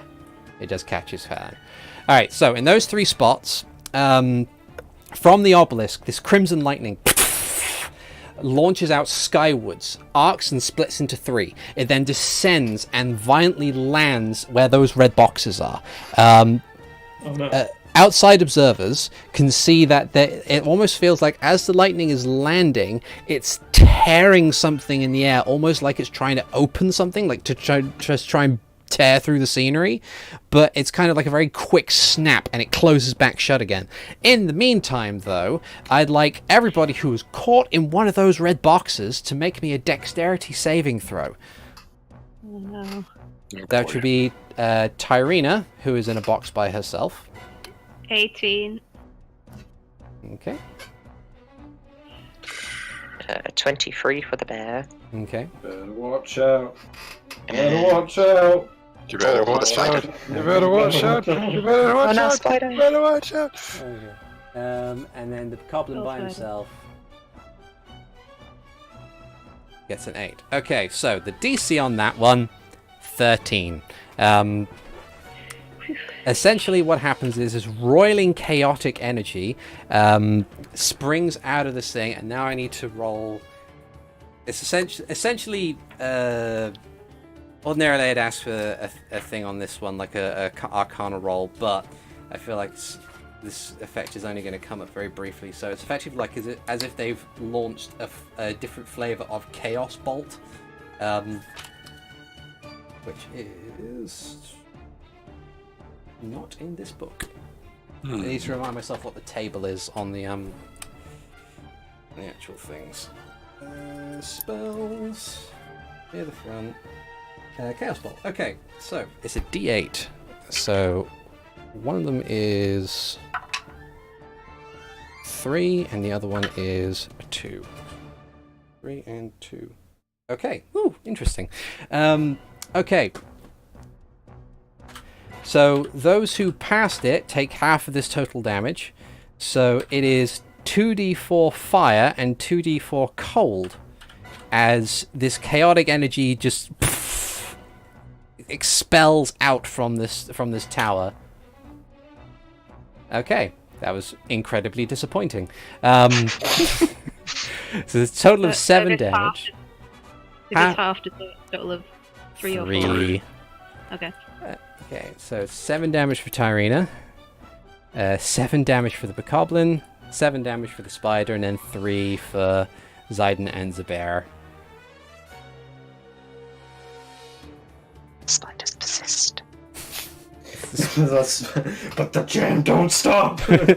Spiders persist. but the spiders refuse to change. Chrono spiders. Oh dear. Okay, Then it would be Reymond's go, who has disappeared, at least supposedly disappeared. He's sat under the bed. Let's see. Need to have him roll a thing. Reymond. Wow. Okay, let's see. How much did he get fucked by the lightning? Oh, he's not under the bear. Oh, who's that then? So Reymond. That's Max. That's a max. That's a man. Hi. Oh, right, okay. I'm riding the bear. I saw the blue. And I was like, It seems the opposite. Like the bear is like Yeah, but piggybacking on I you. can't change the It's way okay, my it's okay. Front and token back. is. Okay. Yeah. So you see Reymond, like you hear Reymond because he's like hastily trying to clamber onto this horse, which is just bucking and neighing and not having any of it. You can see like the cold burns where it was the horse that rammed into Renji on the way out. It is not having a good time, but it is untied from the rock that it is next to, and Reymond's having a very difficult time trying to get. He rolled 4 on his animal handling, so he's kind of stuck there for the turn, like clinging to life with his horse. For a ranch hand, he's terrible with horses. So Renji, it's your go. it must be his mag. It is my go, and I will move 30 feet, moving Okay. over here, and then with my rod of the Pact Keeper in one hand and my shield at the other, I am just going to cast an Eldritch Blast. First one at the closest spell speaker. Mm-hmm. So over that one. And the second, poof, over at Reymond. And that is Eldritch Blasto. Don't- The ranged spell attack Don't Japan. of 14. And So the another first, ranged attack. yep. Oh, well, the force damage is rolled together. But it's a 14 and a 24. Okay, so the 14 against the spell speaker misses. It zips past, it fizzles past in the air. So that would have rolled 8 damage, Mhm. but the on Reymond is 10 damage. Okay. Reymond's one does indeed hit. It would be worrying if his AC was greater than 24. So the bolt squarely lands between his shoulder blades, and he howls out in more pain as he's still struggling to keep hold of the horse. I'm going to have him roll another thing for me to see if the horse kicks him off the thing. Please do. He rolls a natural 20 to maintain on the horse. He's on it, boys. Still not under control, but he's... Are you sure being it's not an shifted. attack roll from the horse? Critical donkey kick. Oh no. Just does a flip in the air and dive kicks Reymond. Okay. Anything else you want to do on your turn before we go to Hikan's turn? I have a bonus action, but can only do Hex or Misty Step, and I'm going to put a Hex on the closest spell slinger. Okay, Speaker. that's fine. That one. There we go. Spell dialogue. No, I want it to be the Hexblade's Curse. Sorry, Okay. not the Hex. Okay. That's fine. All right. Hikam. Get him, buddy. Alright, so it is my turn, and after being taken and getting hit pretty hard from a cleaver that I didn't expect, I wipe my mouth from probably a little bit of trickle of blood there, and then I'm going to focus on the spell speakers, because fuck that little bokoblin dude, and I'm going to use Flurry of Blows, and I'm going to do 2 unarmed strikes on each bokoblin. Okay. Pow pow. Or each spell speaker, sorry. All right. So 24 for 9, 23 for 9, 11 for 11, which I'm sure you said misses, Yeah. and then 17 for 7. Okay, so one unarmed strike of any of them except the 11, which misses, will be enough to take out the lower one. You kind of wheel around and hit him. You kind of feel like you hit him center mash, and you feel like the rib cage kind of buckle under the force of the of the strike, and he just falls backwards out of the circle. So we'll say that is yeah. So the remaining, the 9 and the 7, do you want them both to be to the other spell speaker, or do you want one to the spell speaker and the other one to the regular bokoblin? I want them both to the spell speaker. Okay. So 16 damage. Alright. Sweet. Now, that being said, because I use Flurry of Blows, I have automatic disengage and an extra 10 feet of movement, which is just enough to attempt or to run right next to Reymond. Johnny. Hi there. Oh my wamo. Stop! Can I use my free action to tap him on the shoulder? Yeah. I'll allow it. Just Interact with one object. he's struggling to keep hold of this horse. Like, one arm is in incredible pain, massive sparking pains down his back. He just it's like, why? Why you? It's just,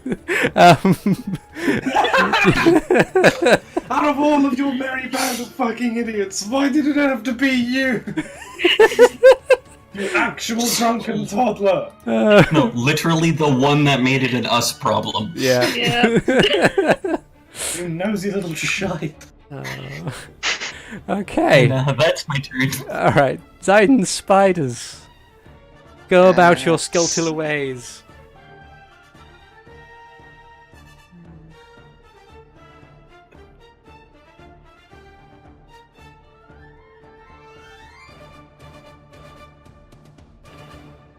No.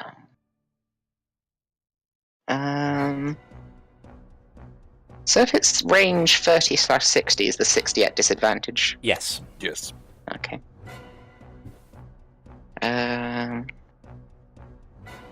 Well, this spider at least will just try and chomp on the idiot trying to get at it. Mhm. For 10. Ah. Oh, that's a miss. Locked in a Not good at duel. chomping down. And I guess I'll have this spider run at max force over to here. Say, like, you don't want to run this way. As this giant spider just runs in front of this horse bucks up. It's just like fucking freaking out over the massive Skulltula. And he's like, you see Reymond's like looking over like in disbelief. The Hikan's just standing there calmly tapping on the shoulder, turns around, sees the spider, is like, what is today? Today is misery. Today was a bad idea. Can today stop now? Garbage day! Please try again tomorrow. Oh dear. Okay. I'm guessing that's it for the spiders. Yes. Okay.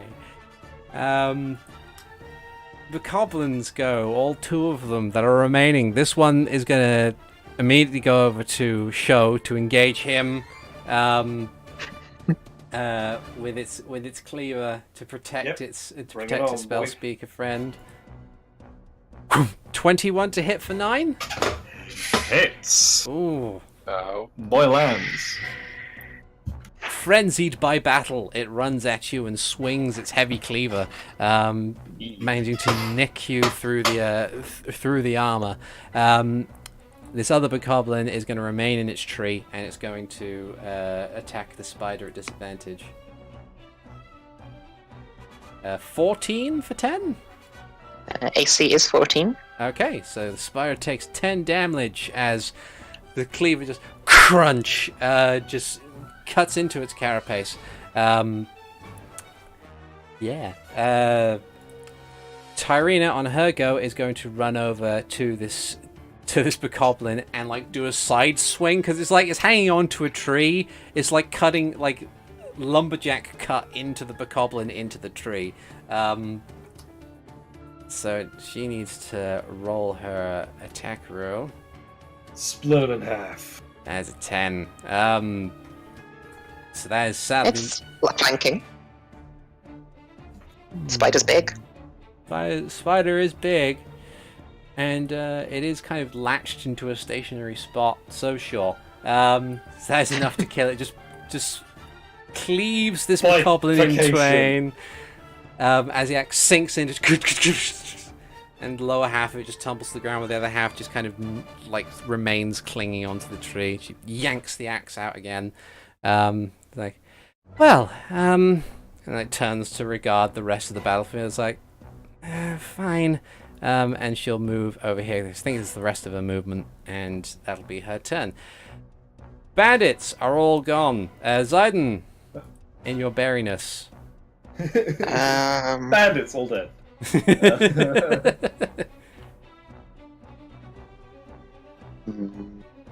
Yeah, spiders can deal with horse guy. Okay. Hello. Yes, this one. Bear is gonna chomp. Oh, wait, it doesn't matter. The first that was one takes actually care of it. I was gonna say those were not meant to be of advantage, but the first roll was a 12 plus 2 plus 4, so 18. like a 19 to hit Okay. for That's- 10 damage. Yeah, that takes care of it. You just kind of just nom. In which case, the claw is for this one. Okay. Dealing Which- 8 damage, which allows it to survive. 9 damage.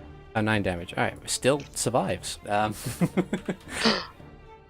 Still going on, because he's got less than half health. We're going to test his will. He rolls very high, so even though you kind of whip around and club him with the back of the claw, he tumbles forward, bounces off the obelisk, shakes his head, and then, like, you can see there's kind of a quiver in what he does, both out of pain and fear, but he's still casting magic. And while the other two spell speakers are gone, the pulsing is weaker, but it's still there. Yeah. Is that it for your turn? Yes. Okay, Sho. You got a Oh, couple my of God, face. boss. Fucking Virgil ass trickster behind this motherfucker, and I'm going for the spell speaker.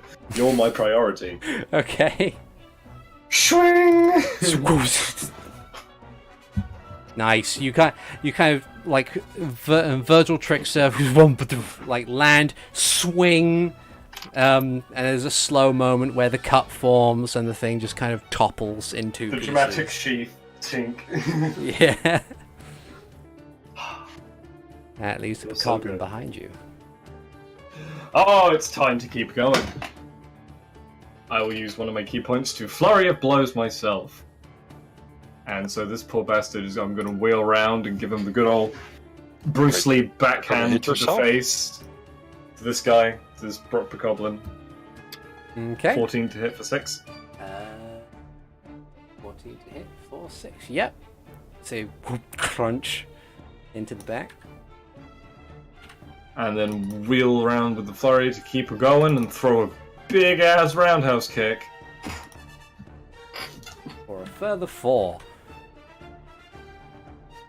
Yeah, cut this one into dramatically sheath, and then just boom, boom into this other bokoblin who's kind of like stunned that you just so effortlessly slipped past him to cut his ally down like that. But yeah, and anything else you want to do? Okay, Max. Give him the bitch slap from God. The lightning's still probably being channeled through the staff of the lightning bolt. That's gonna do. Spray it up over his head and smash it down on this goblin's head as hard as he can. It's the flavor for chopping grass. Yeah, give him a But clap. it's only get 11. Oh, a bit punch drunk. It topples backwards just as you bring the staff down. Sadly missing the mark there. Keep swearing. Oh. Anything else you'd like to join, Tim? I can't. Okay. Let's see. I need bonus action. Do you have Quicken Spell as one of your meta magic things, or? I decided to have twinned instead. Ah, okay, that's fair. Because more damage! Hey, Bokoblin spell speakers are all dead. Yay! Yeah.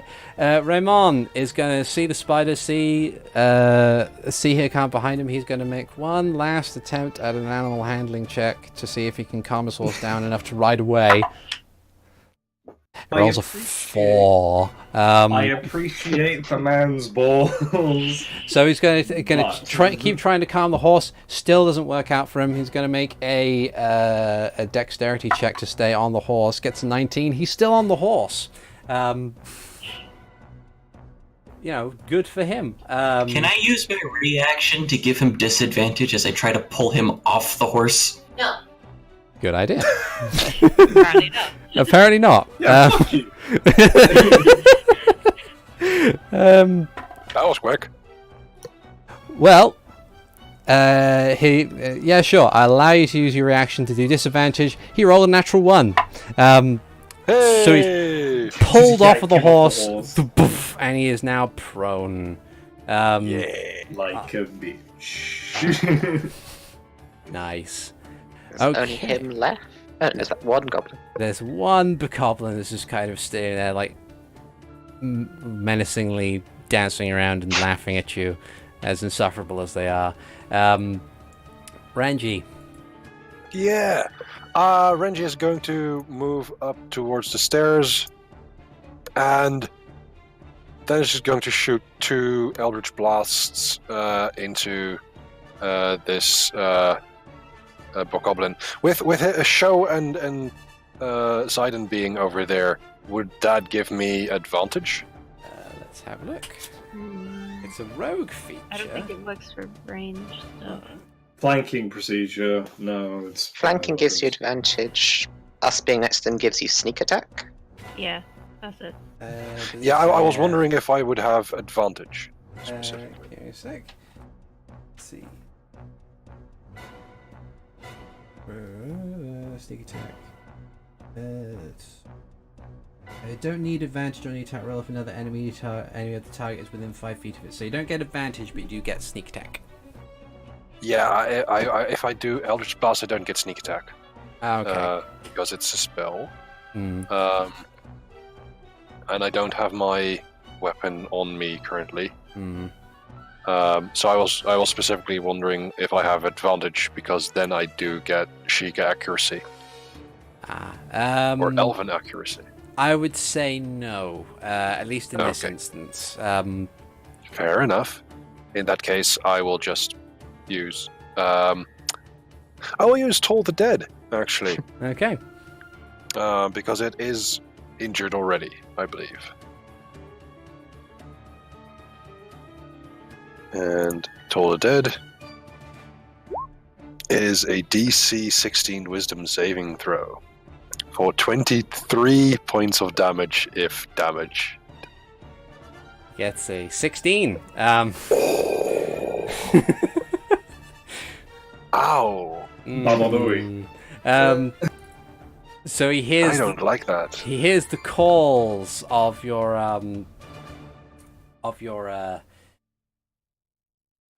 twilly monstrosities from beyond the veil, but sadly, he either he weathers it or he doesn't really understand it enough to be horrified by it, and he manages to maintain his vigil, in a sense. Y'all hear something? Hey, one of them. Nope, lost it. But then, yeah. So, is there anything else you'd like to do on your turn? I've moved, I've actioned, I'm not going to bonus, I think. Well, yeah, I am going to move a little bit further, because I still have some of my movement left from... yeah. Okay. I'm going to move over here. And then I am going... yeah, I'm not going to bonus action here. So, yeah, I'm going to put a hex on Reymond. Okay.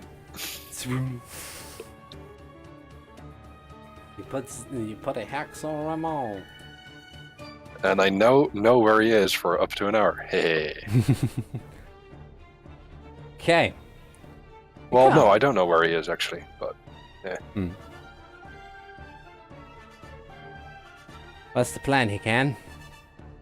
Alright, so he's prone. Yes. So what I'm gonna do is, as soon as he like every time that he tries to get up, just to make it more comical, because he still has a little bit of that bruise under his left eye, right? Yeah. So I'm gonna aim for his right eye on all 4 of my punches every time that he tries to get up. he has disadvantage on dexterity ability checks. Oh no! Hikan, what are you doing? Giving him another black eye. The first one hits. Prone means that. Yeah, I was about to say I have an advantage because he's prone, right? So Yeah. 1, Oh 2, no! The 3. sec- Oh no! You needn't even All bother with non-lethal. All non-lethal. You needn't even bother with spending the key point or using a bonus action. The second strike knocks him out. He's just what the and he's just down. Like it's a really unfortunate thing. So when he comes back up after the first hit, you hit him really hard, and his head bounces off the floor.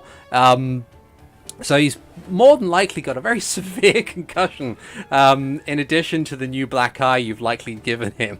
But as long as he's not dead. he is not dead. You can tell quite adequately that he is not dead. He just after he kind of pseudo sort of recovers from the initial shock of it, he just kind of slowly turns on his side as his head begins to swim. But yeah, he is out. And this horse next to you is still going nuts. Yeah. Anything else you want to do on your turn? Since you still technically have a bonus action. Unless I can use my bonus action to attempt an animal handling check to try to calm down the horse so I don't get kicked or he doesn't get kicked. And for the sake of keeping it not necessarily calming it down, but managing to kind of ward it away to not have it kick either of you, then yeah, I'll allow that as a bonus action. So you'd need a full action one to try and get it to stop being. Okay. It's an 11. You can't tell if it's working just yet. You can't seem to get a proper gauge on this horse.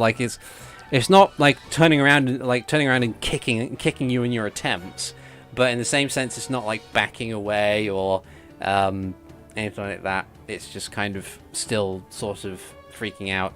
Ziden, I need you to talk to this horse. It is the turn of Ziden spiders. There it is, spider there.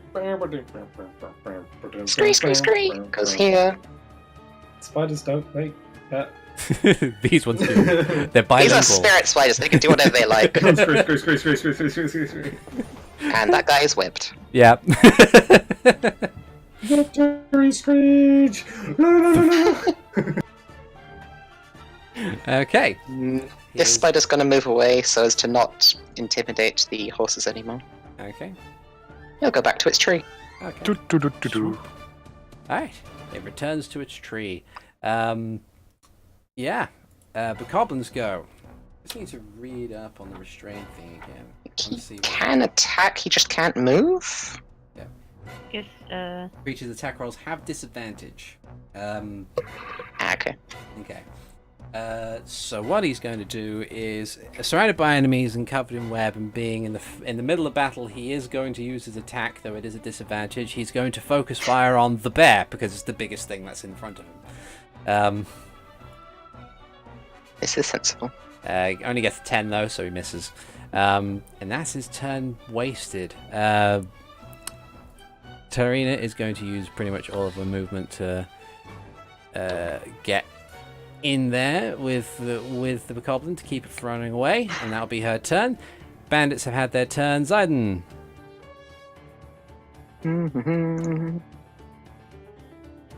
Crunch. Yep. That kind of finish rather handily finishes off this Bokoblin.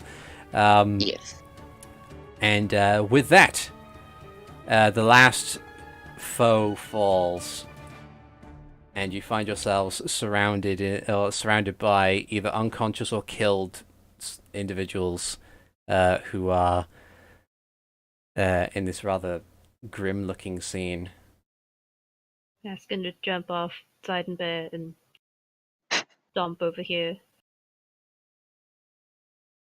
to glare at the unconscious Reymond. Ziden! Animal! Need help! Ziden will come over here. Or first attempt in animal handling. If that Sho fails. is going to have Tyrina help him drag the bodies out of the summoning circle. Yeah. Because that is a bad thing. Yeah. 25 for calming. Okay. So Tyrina helps Sho drag the bodies out of the circle. In regards to Renji will help too. In regards to the animal handling check, Ziden, you would like with a practiced understanding of nature. You kind of come over and very slowly and calmly just place a hand on the side of the horse's face as it kind of glances around and in very quick fashion just kind of slows down and calms down, and realizing that it is now safe, you have successfully calmed this horse.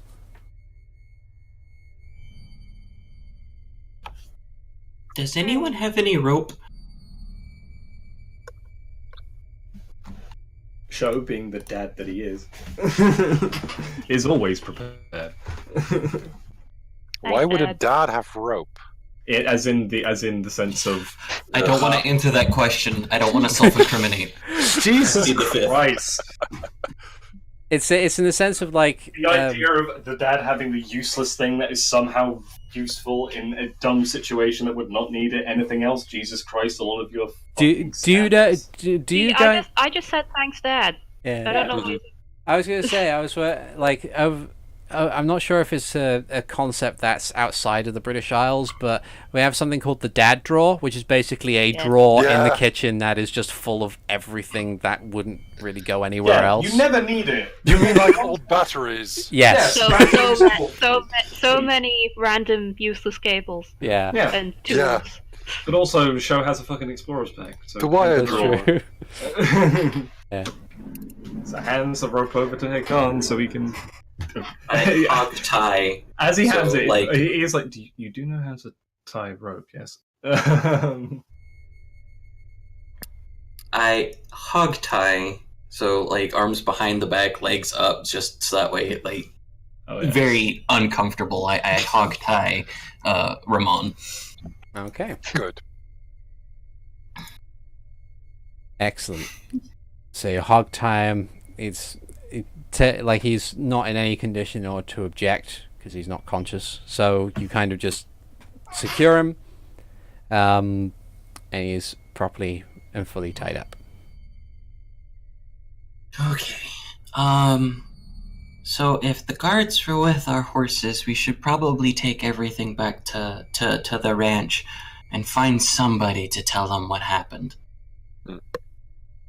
That might be a good idea. Going back to Lanlan's probably a good idea. Yeah.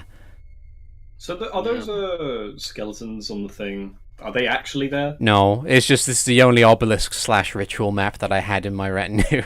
Okay, so it's just an obelisk with the pentagram dialed out, right? Yeah. Sho is scuffing it. Okay. He's like scuffing it over with dirt and whatnot. No. No one is Yeah, going Renji's also going to summon a blade and it's not a super powerful blade, so he's not going to be able to cut down the obelisk, I think. That's okay. Yeah, but Like- he's So going to make sure that it's I am so gonna adamantite desecrated. Yeah. Does the obelisk like have latent mana in it, or latent magic stuff? Make an Arcana check or use is it sense magic or detect magic as a spell? I do have detect magic. Okay. I'll use it as a ritual. Why not? Okay. So you kind of spend a moment focusing on the obelisk. Oh wait, in which case, poof, poof, go spiders. Yeah. Bye. I only had a few. Sorry. Since he's taking 10 minutes, I throw Reymond on the healthy horse Okay. and just watch him like I watched Bruno the boulder thrower. Nice. Max is just gonna lean on this rock next to him and stare. Yeah. So spending that amount of time concentrating, you open your eyes and you find yourself seeing in the various different colors of magic that permeate everything. You see that there is a lot of conjuration magic that resides within this obelisk, though it seems to be fading away quite quickly. You reason that it might not have inherently been magic, but might have been like a larger focus for a bigger spell. Okay, so it looks like it's going to do nothing soon. It doesn't look like if left unattended it'll do anything. It's just if left unattended it would be workable for a different spellcaster, but at this point in time by itself it won't do anything nefarious. Are there any identifiable symbols on it? Make an Arcana check. I'm going to do the same. 15. Especially as I'm scuffing down the markings, if it's just like bloodlines or if they're like runic sigils or some shit like that. 12. 15 and 12. It's hard to tell, but Cobbler magic has always been rather slapdash. Like it's. I can read Bokoblin. You can indeed read Bokoblin. But with your 15, you reason that the spell that they might have been attempting might have been some kind of adaptation of summon lesser demons.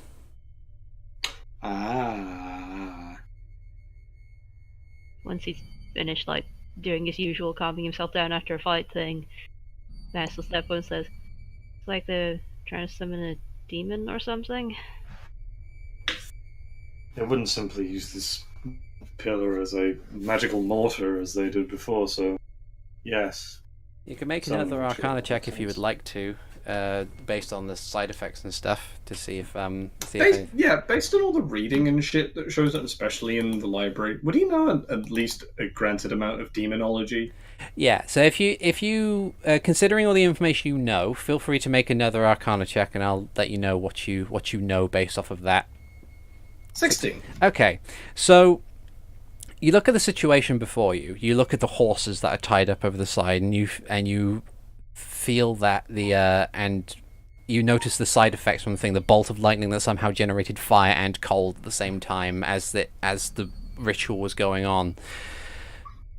Based off of what you can see, it seems like it's a really bastardized version of trying to create a nightmare. And you know what a nightmare is. It's a nice big flaming horse. Yeah. But horses. But you know that nightmares aren't usually made that way.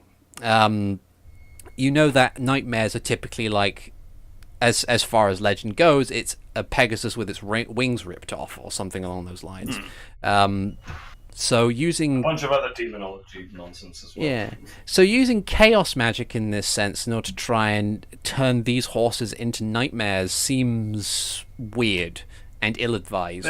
Very clearly. So they're trying to basically magical alchemy a living thing into a demon. Yeah. That's a big no-no.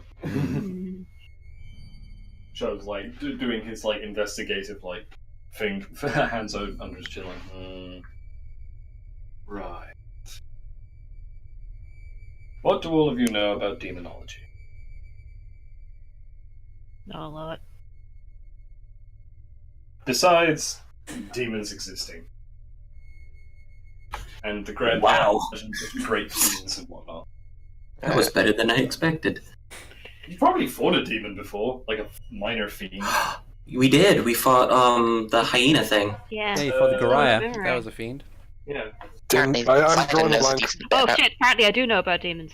Yeah. Wait, Ziden and Max 21. both know about demons. Did we meet one?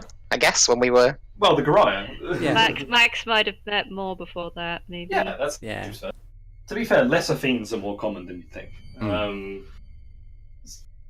There are old scriptures about legendary steeds that would fly, that upon being cast down from the heavens that they reside in, they would be taken in by the hell and become what's called a nightmare.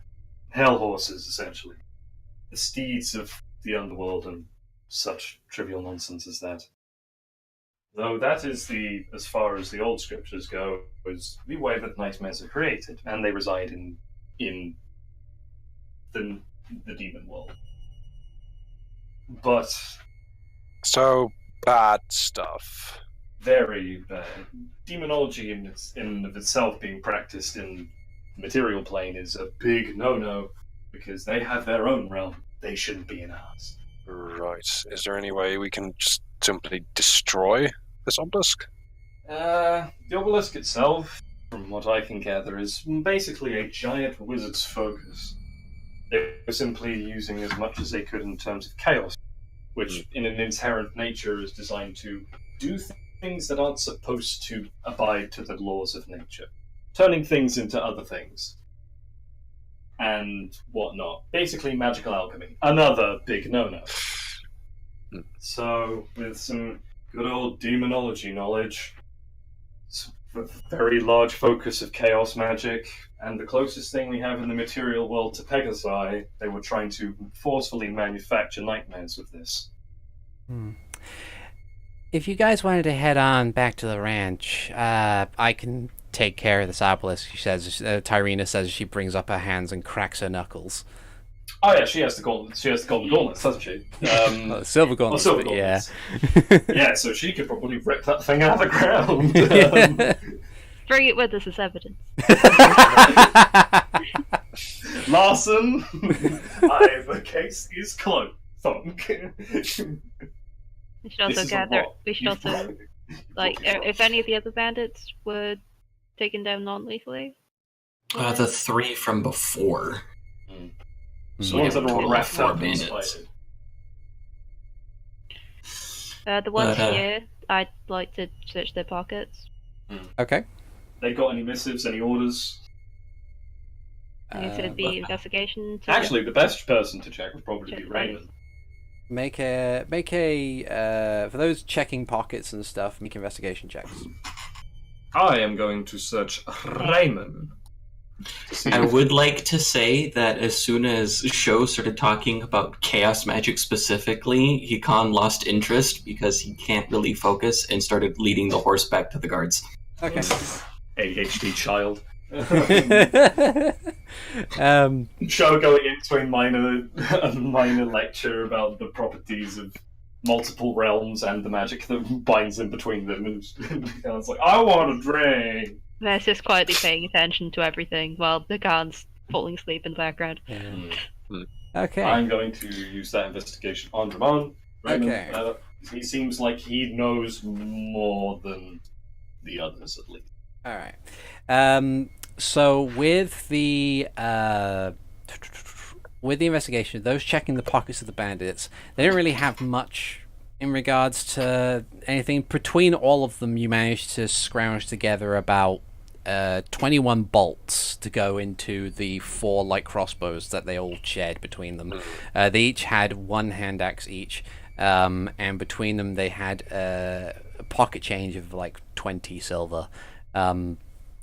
But otherwise, they didn't seem to have any notes. They didn't seem to have any instructions. And doing the same to the bokoblins as well. It's very much the same, except they lack money. And while the normal bokoblins have like 2 javelins each, leading to 1, 2, 3, 4, 5, 6, that's 12 javelins, and 6 crude cleavers, they didn't have any money at all. Reymond, on the other hand, he has a knife, he has a hand crossbow, and a short sword, which he kind of has like tucked on the back of his belt. But you saw him have that on his journey down. In one of his pockets, he has what appears to be a small pendant, about 1.5 inches in size, which looks like a northern star. And he also has on his person a pouch filled with about 7 gold pieces. Wait, was that 7 or 107? 7. 7, cool. Yeah. Chump change. We could use this to give them tip off the guards. Do the javelins look crude like the cleavers? Yeah, they're basically sharpened sticks. Okay, never mind then. So the only thing of value on Reymond was pendant with the Northern Star on it. Yeah. Cool. I am going to investigate / Arcana, whichever one's more appropriate, the fuck out of this. Okay. Either one. Arcana. You'll get different things on it. So with Arcana check, looking at it, you can't think of any significantly magical or noteworthy aspect of a Northern Star. And looking over it, it seems too small to have inscriptions on it, and the gem itself seems almost like carved glass. It doesn't look like an actual gemstone. So it can't be a magical item in and of itself. It just looks like a small pendant. Appears to be made out of silver, or at least plated silver. Hey, if you want to check things for magic, I still have detect magic on my eyes. Okay. Looking over it with your magic eyes, you see that the item is indeed non-magical. Well, then, if it doesn't pertain to any magical nature, I'm going to try investigation to see if it possesses anything. Because Northern Star is the Polaris Star. Maybe it's a thing some people have for good luck with wayfinding and compassery and shit like that. 15. You kind of try and think back, and it's like, yeah, there is a sort of aspect to, like, Northern Star, finding one's way, that sort of thing, pathfinding. You kind of try and extrapolate it a bit further, like stars times, night times of day, maybe like dawn, dusk, twilight. This is, but other than that, you can't seem to think of any kind of significance that goes along with it. It's just like the actual item in and of itself seems like it stands out, but you don't know why.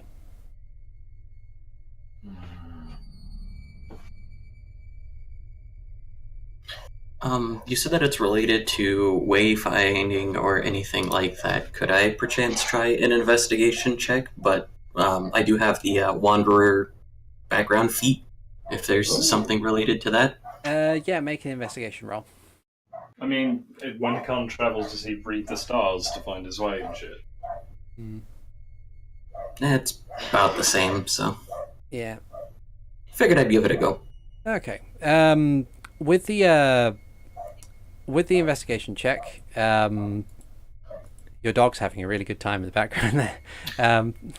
It's the one next door, sorry. That's all right. That's okay. So the let's see. When it comes to your travels, Hikan, the like you would often find your way by using the Northern Star, especially on a clear night, and you kind of try and think back to it, and you think of all the places that you've been, and where similar symbols come from. You think it might have something to do with Port Sarkosa in the northwest, which is because there's a port town, lots of sailors there. People make their way by boat all the time, so they'll usually navigate by stars if nothing else comes about. So it might have a solution may lie in Sarkosa. You're not sure. Question. Sure. Was that where the Orcazora came from, and his traveling band of musicians? They said that they said that they were in Sarkosa when the Orcazora's sister was taken, or like taken / kidnapped / missing, which is why he was so despondent. Knowing that, I grab the pendant and I take it to Ziden, because Ziden used a locate object on the other guy's pendant. Mm-hmm. On the Orcazora's pendant. Does this look familiar? Hey. He asks Ziden. Does it look familiar? It doesn't look like the pendant that the Orcazora had. The Orcazora had like one of those kind of sort of like half pendants where you put the two halves together. This one's more of a... This one's definitely... Like, it's a very generic shape, this one that Reymond has, but it's not one that you've seen before. I will shake my head. Yeah, silvery. And you're very quiet, Steve. Oh, sorry. So is it silver and anything else? Is it silver and blue? That's Sora colours. It's silver, or like the metal of the actual star seems to be silver plated at the very least. And then there's a little quote-unquote gem in the middle that might actually be cut glass, and that's kind of a jade sort of color.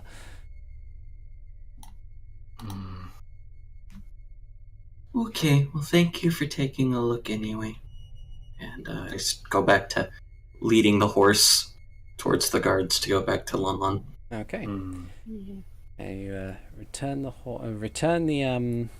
return to the actual crossroads where it kind of diverges off the main road, and you bump into the guards as they're very tiredly trying to lead the other horses. All your let's see, 2 horses got away, then there were other 2 horses, and you took all your horses. Yeah, so they're effectively. I tied mine up at a tree, like further back. Yeah. I rode tumbleweed pretty far in, so Yeah. I think I took Bomb quite a long time.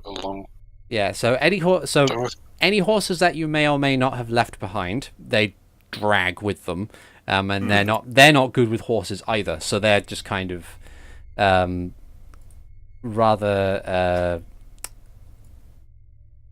rather unfortunately just trying to pull them along. But they also have the living bandits who they took, or that you guys tied up, and they're dragging them along with them as well. And one of the guards looks and says, "Oh, there you guys are. Everything okay? Who's this?" As they look over to Sho. He's our friend. We had to leave him in Castletown because he had things that he needed to take care of, so he ended up catching up. The guy that hired you is a liar. And they kind of look at.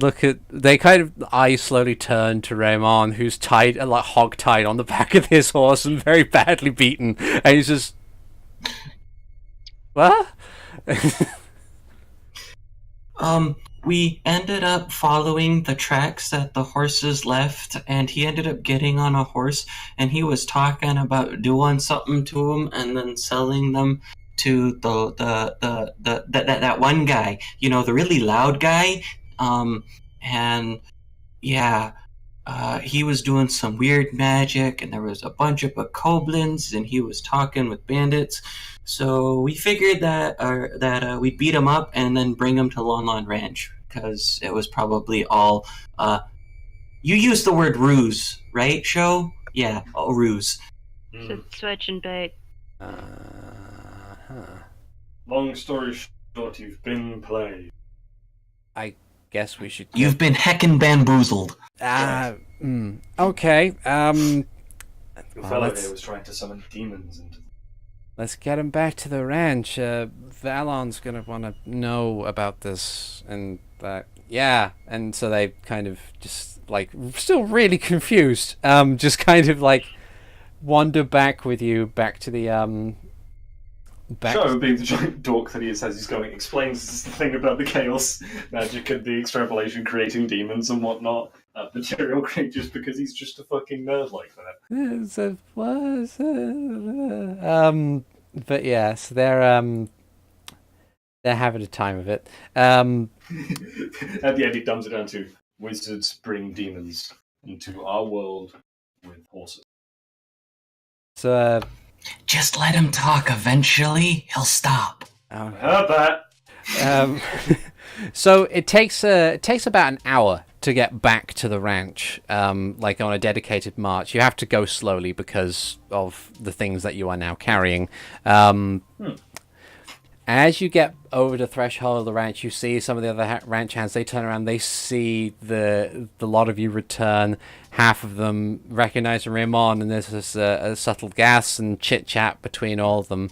As you get back to effectively the main cluster of buildings where you were, there was you can see the unpleasant fellow that is the herald with his black and gold robes, and he's going at it towards this older man who's kind of just like leaning on a cane, and he's got this big bushy white mustache and a bald head, and he's standing next to this younger fellow who also has a mustache, and he's got these blue overalls and a red shirt, and they're just kind of like very quietly looking to each other as they kind of contemplate exactly what's going on.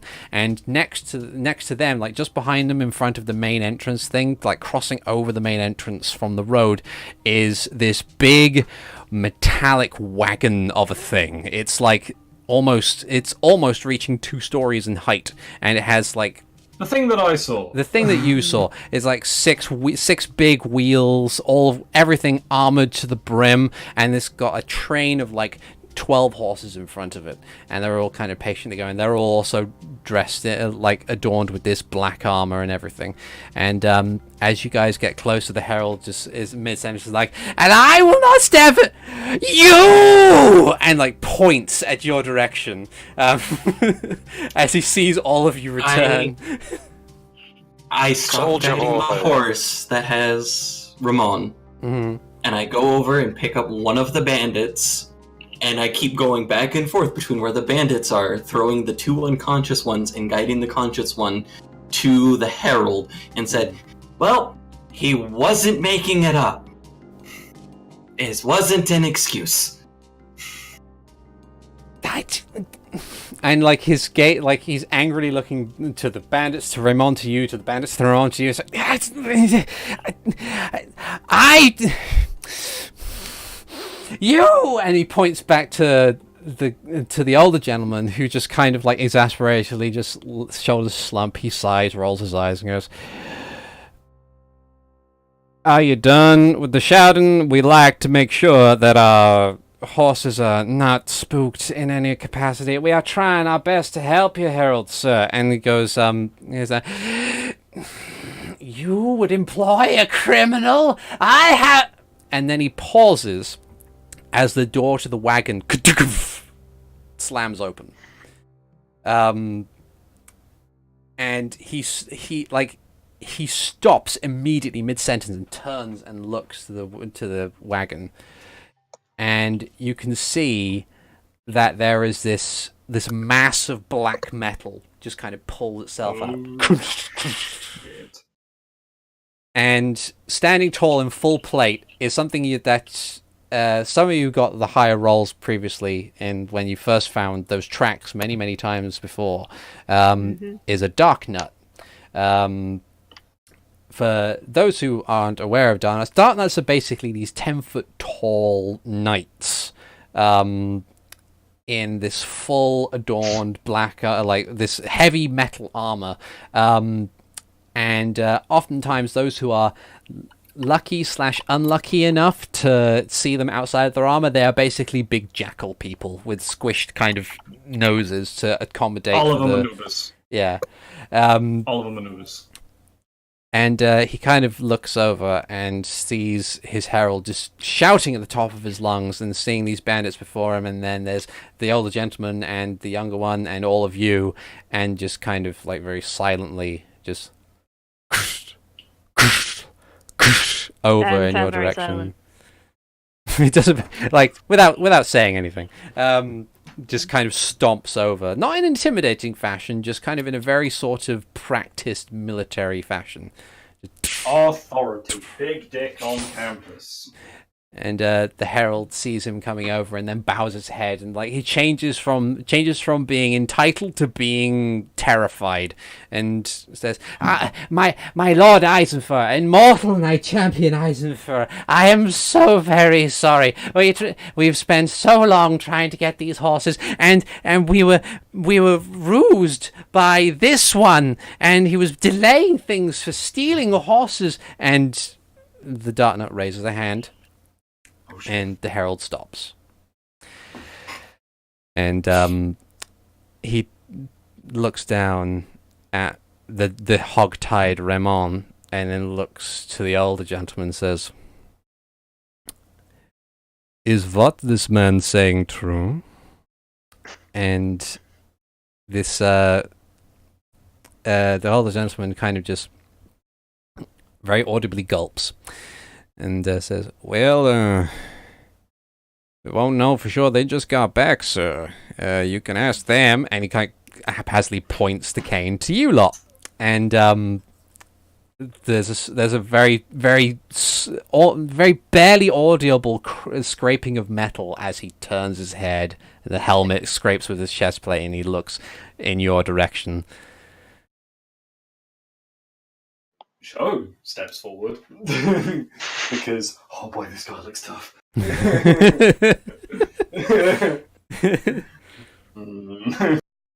I would die if I fought you, but it would be a great fight. We have no reason to believe that Reymond was working alongside Lon Ranch. For as far as I have any awareness, the Bokoblins around these parts don't take kindly to any Hylians, except if they have a deal made.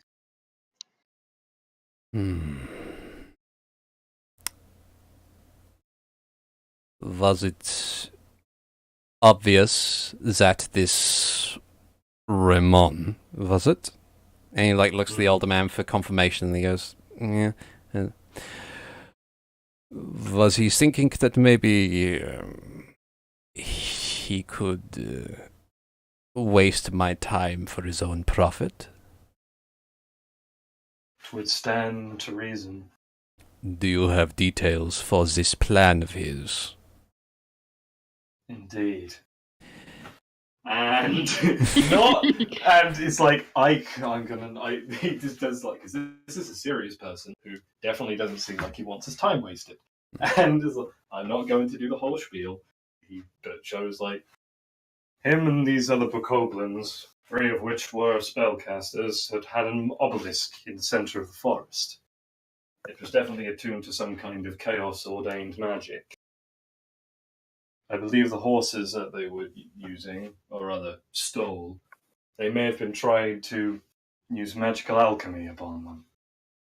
Transform them into beings that are not normally found on this plane. You are familiar with the demons known as nightmares, yes? And this helmeted head slowly turns towards the unconscious form of Reymond. He was trying to sell me monsters. Seems that way. Not even monsters. Beings from another plane of existence. There's a crunch, crunch, crunch as he wanders over to the body, reaches down, grabs him by the hair, and pulls him up. He's holding him off the ground by his hair for just the briefest moment before he uses his other hand to grab him by the throat and lifts him up. Before that happens, I summon a rapier and hold its family. Punish him and suffer the consequences. Max just has the widest eyed stare at you right now, like, what the fuck? You are thinking of challenging me? What my I am not ill-tempered challenging compatriot you. is saying. I am saying that you fall under the law of the land. Renji.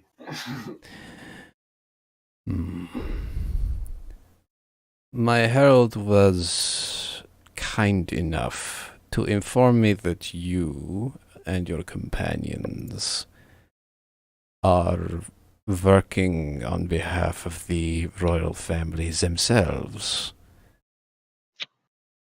Sho pulls out and waves the seal. Very well. If it would mean that he gets the punishment that he deserves, then I see no reason to think that maybe it would be better handled in your hands. And he slowly We have a direct line to law enforcement within Castletown, yes. Sho is very much like, yeah. Raises his hand, yeah, that's me. If that is the case, then I shall not take his life, even though he deserves it. However, I We wish dismiss not my to- weapon. We wish I not to. bow slowly. We wish not to spoil your quarry, Eisenführer, I believe. mm, But the quarries that this man also possessed fall with many people in the land of Hyrule. The man points to the Ratchan that he had deceived upon trying for his own profit. You yourself, us, the guards nearby, and anyone nearby who had been wrought havoc by summoning of demons. And a red-headed lady that throws people out of windows. Yes, that too. Khan, could you wait, please?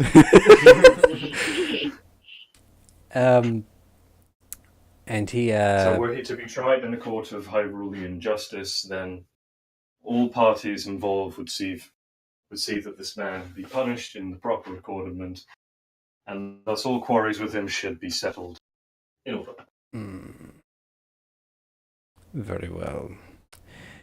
And he turns and begins to stomp back to the carriage, and he says to the old man next to him, he says, "Valen was it?" And the old man now says, "Yeah," and he says, "My condolences for this unfortunate employment that you have encountered. Be warned, though, if you were to provide the same unfortunate service, then I would have to do something about that."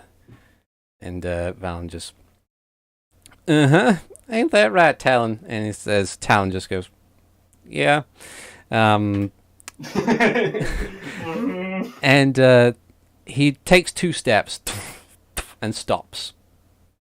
And tilts his head back slightly. And Sho, despite the fact that you can't see his eyes, you can feel his eyes on you briefly as he scans you up and down and says, "That blade, you carry it in a particular fashion."